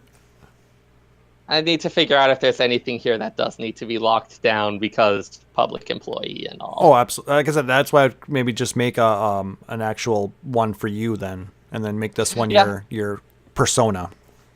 Yeah, mostly is there anything that I need to eliminate from this one? 10-4. Or make a new one. Or make a new one. one. Yeah, rename this one and name your new one this. Oh, that would also work. Jeez, you people are good at this. It's like we do this stuff for something, right? You kids with your social media and your Right. MySpace And and your- LiveJournal. And tweetering. Does anyone still use LiveJournal? I don't know. I use my Ask Jeeves to get to it. Oh. Chille. I'd like to shout out to a YouTuber I've been watching recently. He does like glamour stuff. He does minion breakdowns where he shows off the minions he collects. Neone Ace. You can check him out on YouTube. I'd like to shout out to Maelstrom Radio also because I was on Maelstrom Radio last week with Paul and Superoff. So, yeah, go check out with me, Flatus, Paul, and Safer Superoff at Maelstrom Radio. That was quite fun. That was when I did 5 podcasts last week. Oh boy. Yeah. He has to be everywhere. So, I have to be everywhere. I didn't get to sleep much last week. I got 4 hours sleep. Anyway. And where can shout you out be to found? Oh, so go ahead. Sorry. A shout out to my co-host. Seriously, thanks for having me on. I always enjoyed being on. And you can find me at Chille UK on Twitter. That's CHILLE. UK. Yeah, UK. All right. And of course, I also want to shout out to my co-hosts, Luna, Seyrr, and Chille. I've been kind of radio silent this week, so I really appreciate you guys, being on top of this and helping us get this episode going. Thank you so much for all of your hard work and making this a lengthy but fun episode. I hope you guys all enjoy it. Or obviously the best thing ever. Absolutely, I agree. Shout out to Kane, my second in command. Damn it, Luna. I just saw you flipped around on the screen. Damn it. Oh. I'm rejecting this. Two can play this game.